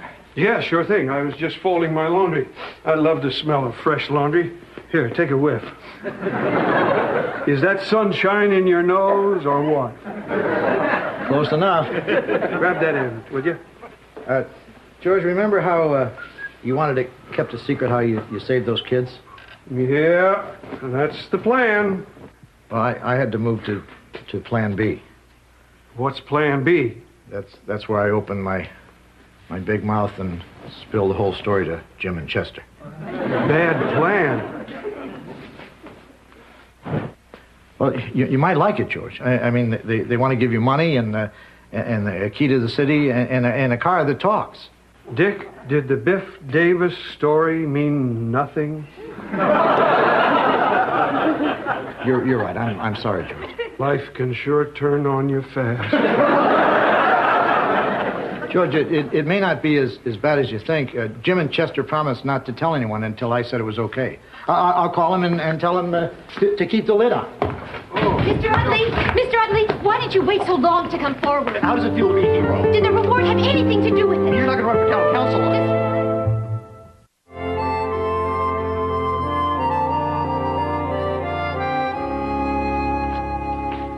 Honey, did you find George? No. I think he's avoiding me, and who can blame him? Well, don't be so hard on yourself. You thought you were doing the right thing at the time. Well, I guess you're right. Besides, if I hadn't told Jim and Chester, you would have. I would not. I gave George my word. What? You were the one who was dying to spill the beans. But, and this is the point, I didn't. Face it, Dick, you just can't hold your beans. Dick, Joanna, a reporter just asked me if he could look through our garbage. I told him no. Was that all right? Fine. Oh, good. See, my first impulse was to say, oh, yuck, get out of here, you disgusting piece of filth. But then I remembered it's not really my decision. Well, I think you pretty well captured our thoughts on the subject. Hi, all. Oh, Michael. Oh.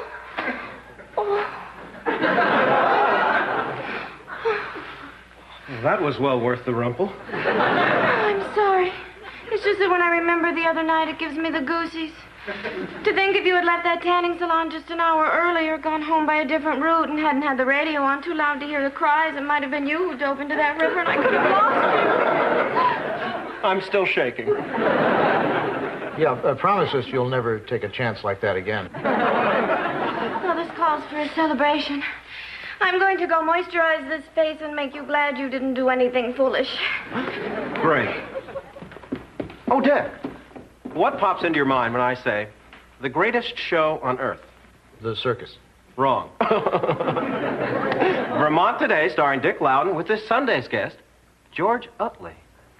George is hot. George is now. George is what's happening. George is mad at me. Well, whatever the prop is, he'll forget about it when you offer that airtime. He won't go on the show. He hates being famous. That's the prob. Did I just say prob? Wow, casserole-orama. Look at this. Everywhere I went, people kept forcing stuff on me. At the bank, all the tellers insisted on posing with me in front of the security camera. And then at the filling station, Jolene not only checked under the hood, she greased the axles, and she doesn't even work there. The regular mechanic was too busy making me a casserole. George, this is my fault, and I'm sorry.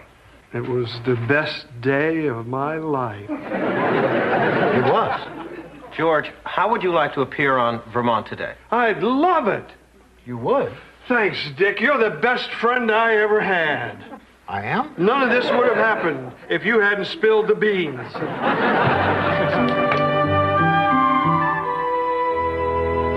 Dick. Guess who's in the headlines again? 11-year-old girl has science project accepted by NASA. Well, not this headline. That headline. Local hero at groundbreaking ceremony for ice cream parlor. That's nice, George. Did you see my quote? Quipped Utley. Maybe I should do one shovelful for each flavor. That's pretty good. The crowd laughed appreciatively. I'll try to be that funny when I do your show, Dick. Oh, by the way, is there anything I should know before we do it? Well, it's pretty straightforward. I'll simply introduce you, and then you tell what happened in your own words. Well, I was driving by the river, I saw the kids, and I saved them.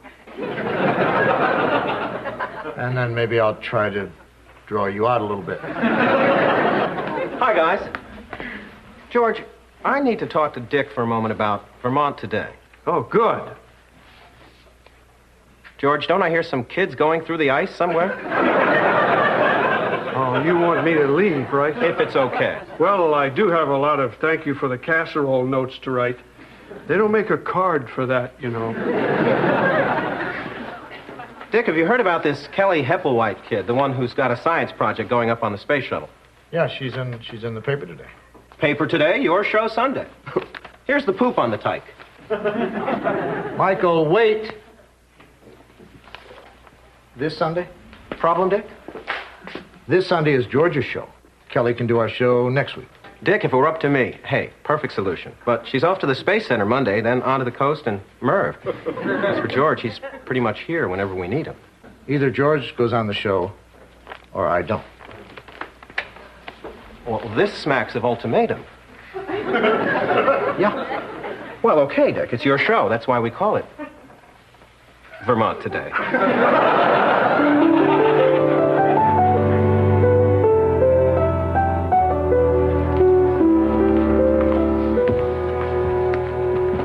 And George, you'll be sitting here.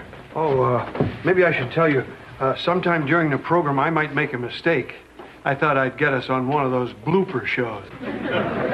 Dick, George, look who's here. Little Kelly Hepplewhite. This is Uncle George and Uncle Dick. Hi. How do you do? The girl with the science project. You know, Dick, when Kelly showed up accidentally so close to showtime, it kind of sparked an idea. But this show is Uncle George's show. 15 seconds to air. Places, everyone. Michael? No time, Dick. Michael? 10 seconds, please. Thank you for having me on the show. I needed some practice for Merv.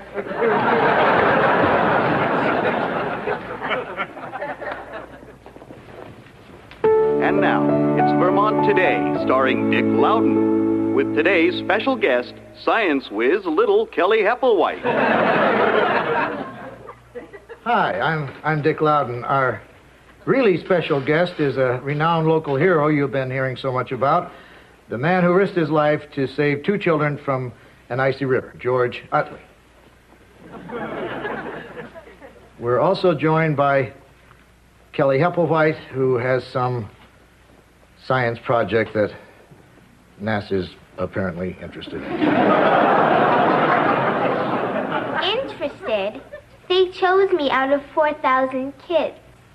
Well, it all sounds a little too complicated for us on this show. Oh, it's not that complicated, Mr. Loudon. I just wanted to see if seeds would know which way to sprout in a weightless environment. So what I did was, I took the plants, and if it turns out like we hope, maybe someday there'll be gardens orbiting the Earth. I think that'd be neat.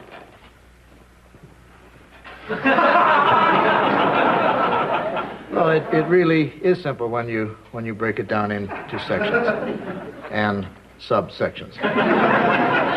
We'll be taking phone calls in a few minutes so you can hear the sound of another voice. But first, I know everyone would like to hear from George Utley about his heroic attempts to... we'll be taking your phone calls after we talk to George. I think you better answer that, Lick Dowden. Oops, I mean Dick Loudon.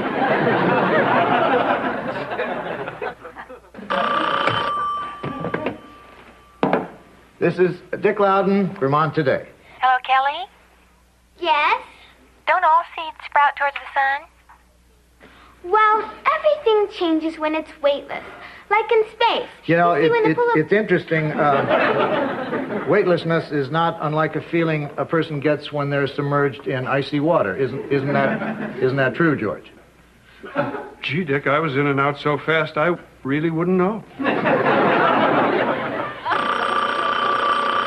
Well, let's get on to our next call. Vermont Today. Yeah, I have a question about photosynthesis. Oh, okay. Who would like to handle that? Me. I'll take it. I had a feeling you would. Well, it all has to do with chlorophyll. You see, when the sun's rays hit the plant... We're back. During the commercial, Kelly confided in me her throat's getting a little sore, so why don't we give her a rest? I didn't say that my throat was sore. All I said was that it's for your own good, honey. So in the few minutes we have left, let's hear from all those people who have questions for George Utley. There's nothing wrong with my voice. Vermont Today. I have a question for Kelly. Well, maybe you weren't listening. We're only taking questions for George Utley. Do you have a question for him? No. Okay, I'm sure there's a lot of you out there who do have a question for George, so you're on the air. Kelly? Look, I'm not going to say it again. We're only taking calls for George Utley. Calm down, Dick. No, I've had it with these people. Call George Utley or don't call.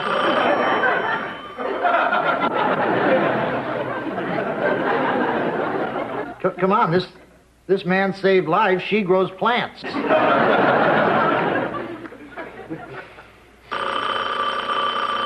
This better be for George Utley. Hello? I have a question for George Utley. Finally. What is your question? Where do you get off lying about how you saved those kids? I saved them, and I've got the spoon to prove it. Ollie! Ollie, I think we have to move on. But I have a question for Kelly. Goodbye, Ollie. Well, we only have time for nothing else. Join us next week for another episode of Vermont Today. And we're clear. Michael. Oh, Boffo show, Dick. You insensitive, rating-grabbing jerk. Dick, tiny ears. What about your tiny mind? Take it easy, Dick. It's not his fault. What? Well, let's face it, nobody wanted to talk to me, and your yelling like that didn't help. I had the same note, Dick. Michael, get out of here or you got big probs. You all right, George? Yeah. Now, George, you know you'll always be a hero. Thanks.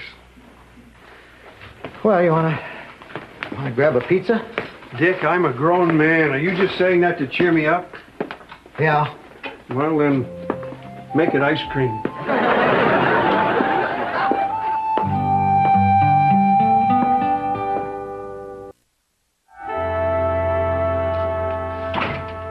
Well, I gave Hank Capwell back his car. It didn't even say goodbye. I'm sorry, George. Boy, you think you know a car? Hi. Hi. We'd like a room. And some friends of ours told us we should stay in the James Madison suite. Well, the James Madison suite is nice, but I really recommend you take the George Utley suite. It's the best room in the house.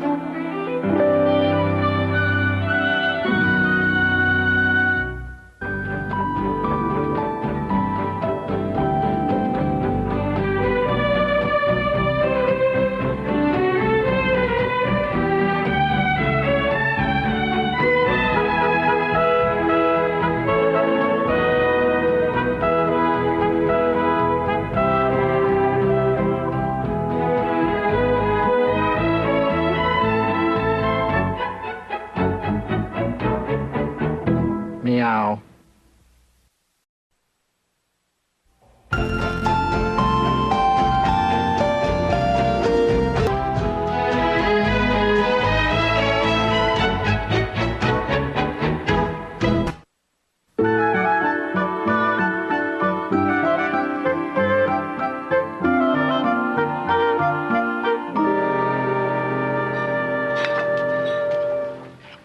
Grab that, will you?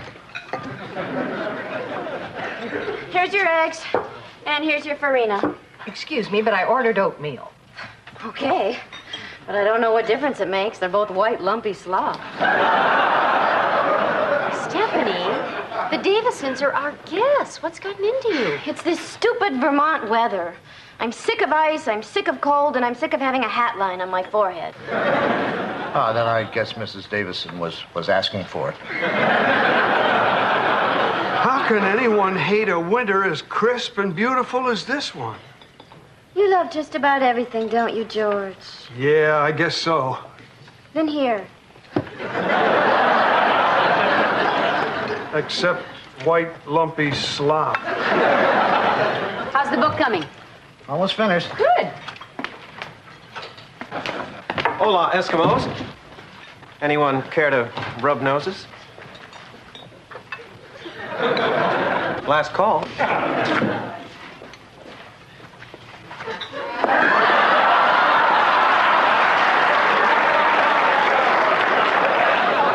That's all you get from this ticket.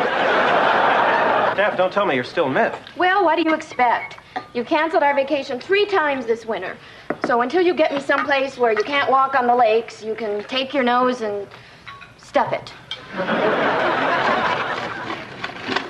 What was that? Just a couple of plane tickets to Bermuda I happened to stumble across. Oh, Michael! Bermuda! The land of sun and silly shorts. Dear Joanna, I know before you booked all these rooms you asked if I'd be on vacation, and I said I wouldn't, but now I will, okay? We asked for a few days' notice. You gave us 15 seconds. That's ballpark. Oh, no, Joanna, it's more than 15 seconds. I won't be leaving until... Day after tomorrow. Oh! And I'll only be gone... 7 days. Oh! But that means you won't be back until all these people have left. Oh! So it's okay? I guess you do have the time coming, Dick. Well, some of our guests will have to clean their own rooms, but I guess the important thing is that our maid have a tan. Are they understanding? standing or what? Come on, I'll let you watch me pack. She's amazing. I didn't even have to ask. Looks like we'll have to manage without a maid for a while. We have for 2 years now. Oh, no, not again. Dick, do something! You stay there. I'll chase her your way. Oh, thanks a lot! Everyone relax and enjoy your meal. She's perfectly harmless. Hi, I'm Larry.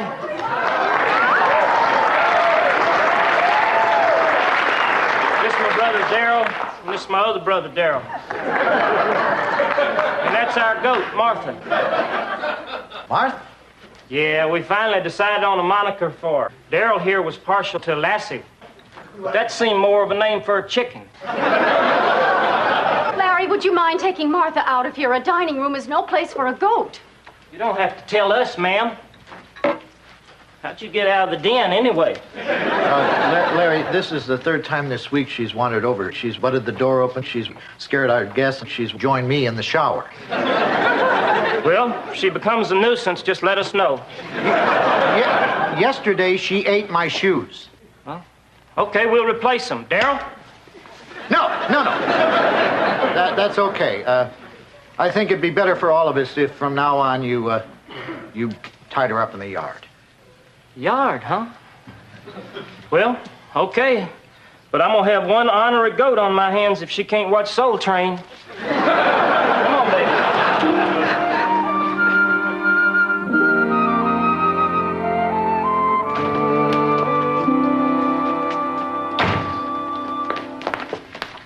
What's this? I thought you were all packed. I am, except for my bathing suits.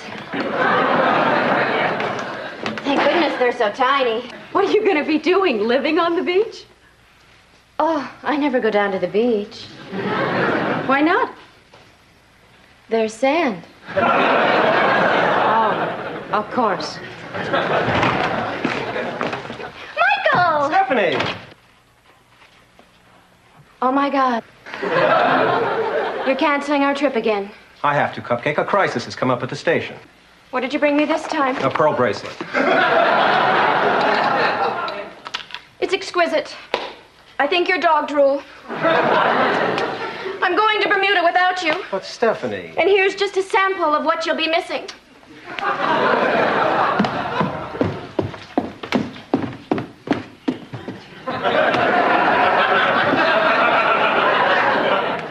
Did she get dressed in the dark this morning? No, Michael is canceling their vacation again. What'd you get her? A bracelet. I can't figure it out. I spend and spend and spend, and she's still mad. Women.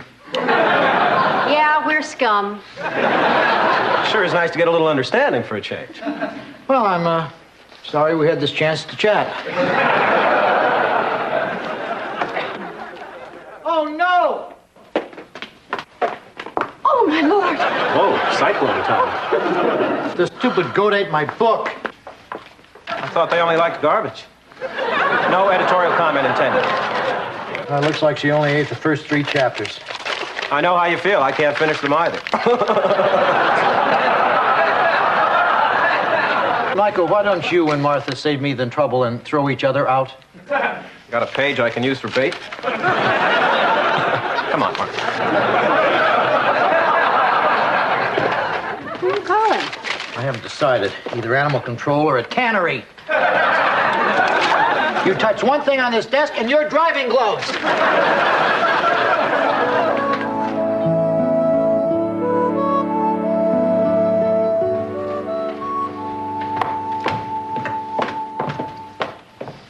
Stephanie, don't you have a plane to catch?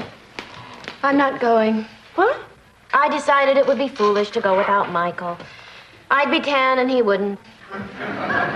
We'd clash. Lucky you caught that in time.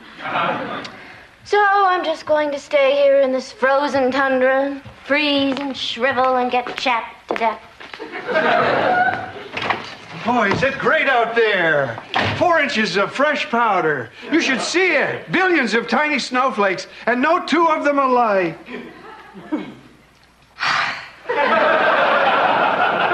They are now. I'm sorry, George. She's a little upset. Well, at least it was quick. Joanna, would you give me a hand with this? I'm trying to piece together the undigested portions of my manuscript. Couldn't you just explain to your publisher why it's going to be late? Believe it or not, they look at you funny when you tell them the goat ate it. Here, I think I've got a match. Your pet should quickly adjust to his new home. If not, crush or chop it up into small, bite-sized morsels. I don't think so. You're the expert. Hi. I'm Larry.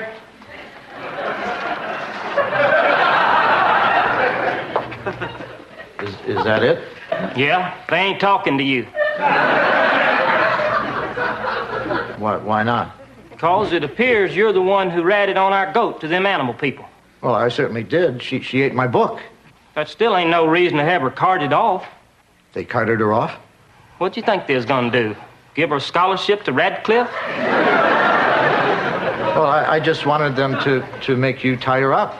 Well, they locked her up. Luckily, Darryl was able to win her freedom. You know how persuasive he can be. Yeah, he can charm the birds right out of the trees.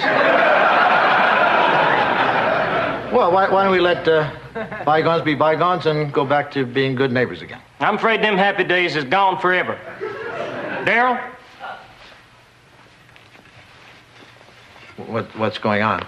Tradition demands that we throw down the gauntlet, which someone apparently forgot to bring. Larry, what are you talking about? Cover your tails and protect your young'uns, because as of now, your clan and ours is officially feuding.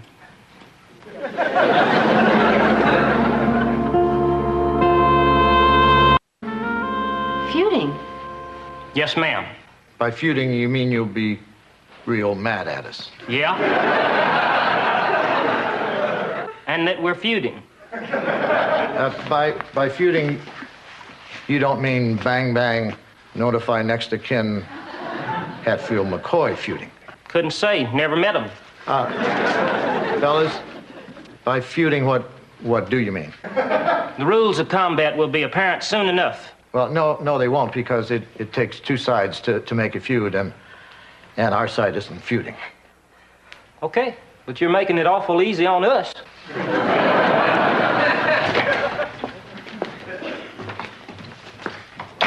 Dick, what do you think they're going to do?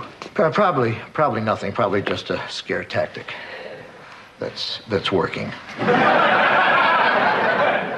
Maybe I better put out some peace feelers. Guys?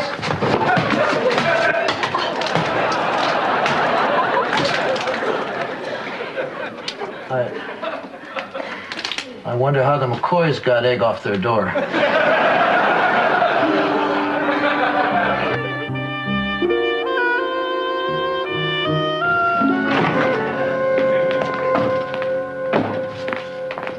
Excuse me.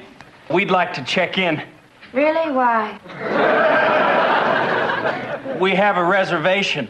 We're on our honeymoon. And you came to this frigid wasteland that saps your skin of its natural oils and makes you old before your time? The brochure didn't say anything about that. It should. I just hope you took plenty of wedding photos. It'll help you remember her the way she was. Mr. and Mrs. Davison, don't check out. We came here for some peace and quiet, not to listen to some deranged trio banging on their garbage cans all night.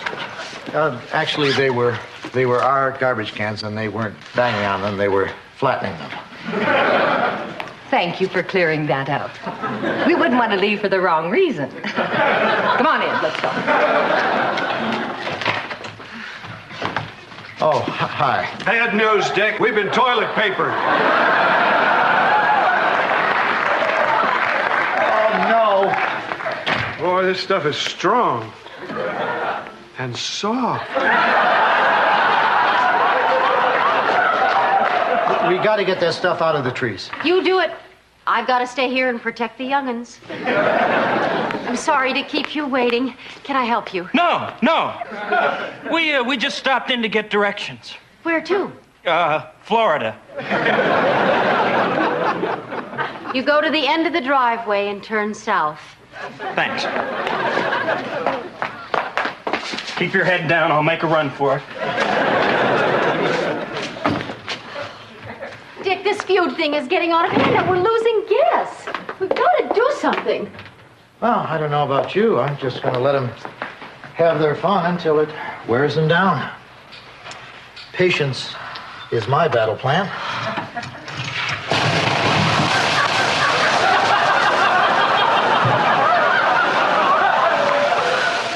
You need a towel, General? My good pants, that does it. No, Dick, don't go out there. They have eggs. It'll be a fortune in dry cleaning. Honey, don't worry. I'm just going to reason with him. This thing has gone far enough. Query, Dick. There's something about my personality that incites people to violence? Yes. All I said was hi. All next thing I knew, I had a glacier in my eye. Hi, Gumdrop. I wouldn't come near me, Michael, unless you want to get spray and wax. Save that venom for the skycap, Steph. We're going after all. We are? That's right. Pack up your old kit bag. We're Bermuda bound. What about your crisis at the station? Well, I've been doing some soul searching, Steph. And I've decided that nothing is more important to me than you are. So I marched right into that station manager's office and told her I'm going into the hospital for 7 days. Oh! Come on, you can help me with my bag. Fortunately, I was so busy ripping up pictures of you, I didn't have time to unpack. Oh, Dick, what happened? Reason didn't work out, so I tried something else. What? The hose. I got him really good. Look at him. You can actually see him turning blue. Dick, this is absolutely childish. I can't believe you stooped to their level. This is light years ahead of their level. I took him out in one blast.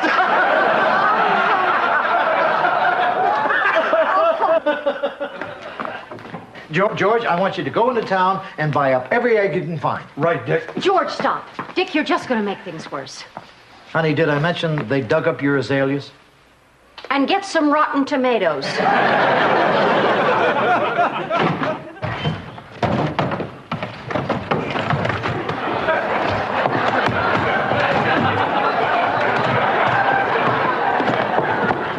Michael, hurry. This is heavy.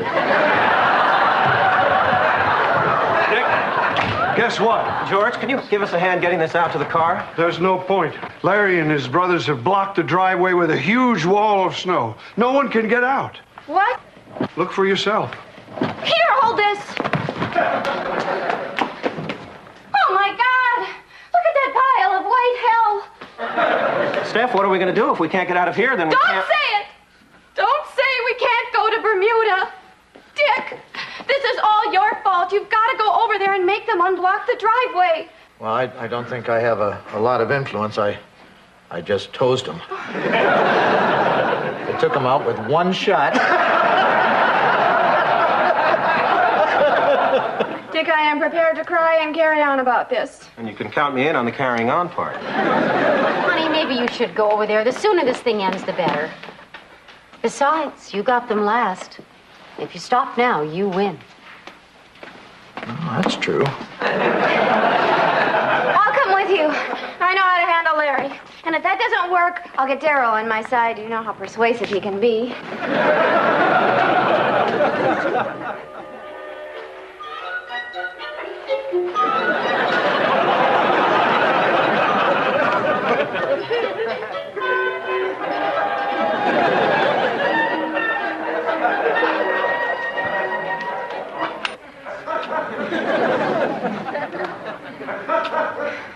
Larry? Darryl? Darryl?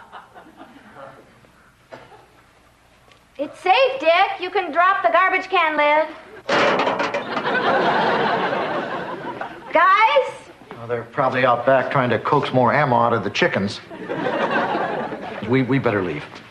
Hi, I'm Larry. This is my brother Darrell, and this is my other brother Darrell. One false move, and we'll egg you to kingdom come. That don't apply to you, Miss Stephanie. And may I say, you're looking particularly vivacious, even in wartime. Thank you, Larry. That's very observant. Dick wants to talk to you. Seems to me, last time we seen you, you was doing your talking with a hose. You sent out a pretty clear message with the toilet paper.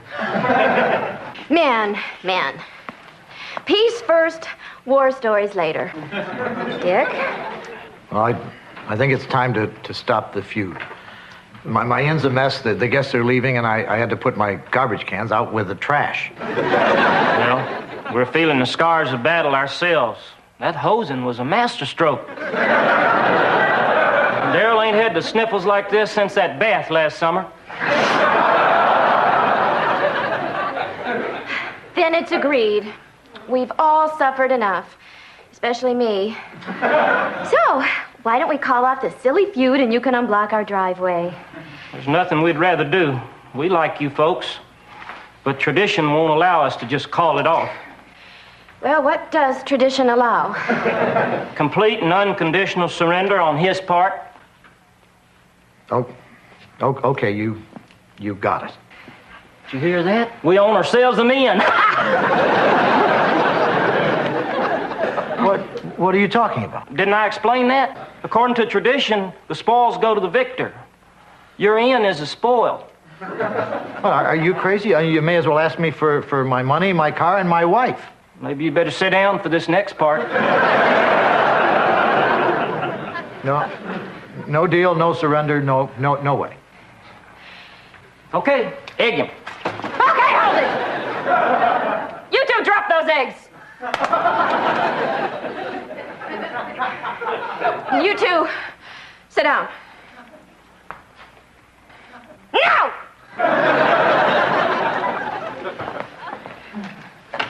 Larry, I want you and your brothers to clear that driveway now. Not till he gives me the inn. Dick, give him the inn.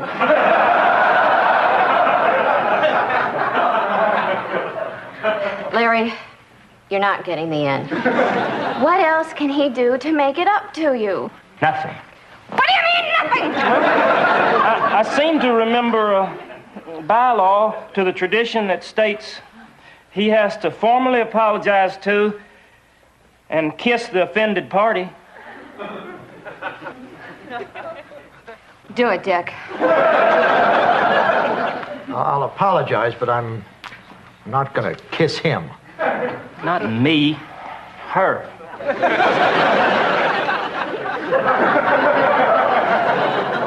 Fine. What do you mean, fine? If you don't do it, we ain't shoving. Dick, one kiss. You get your inn, I get Bermuda. She's a girl.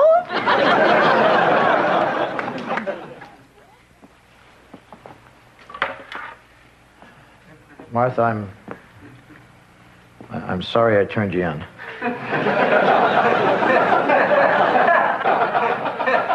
Okay, now kiss her.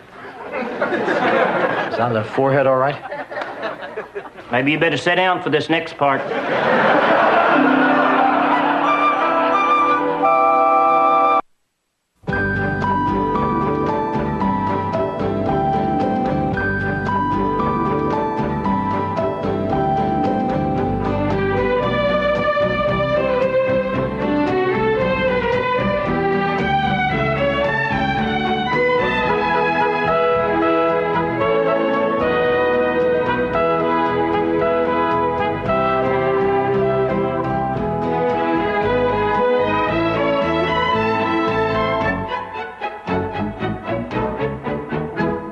Meow.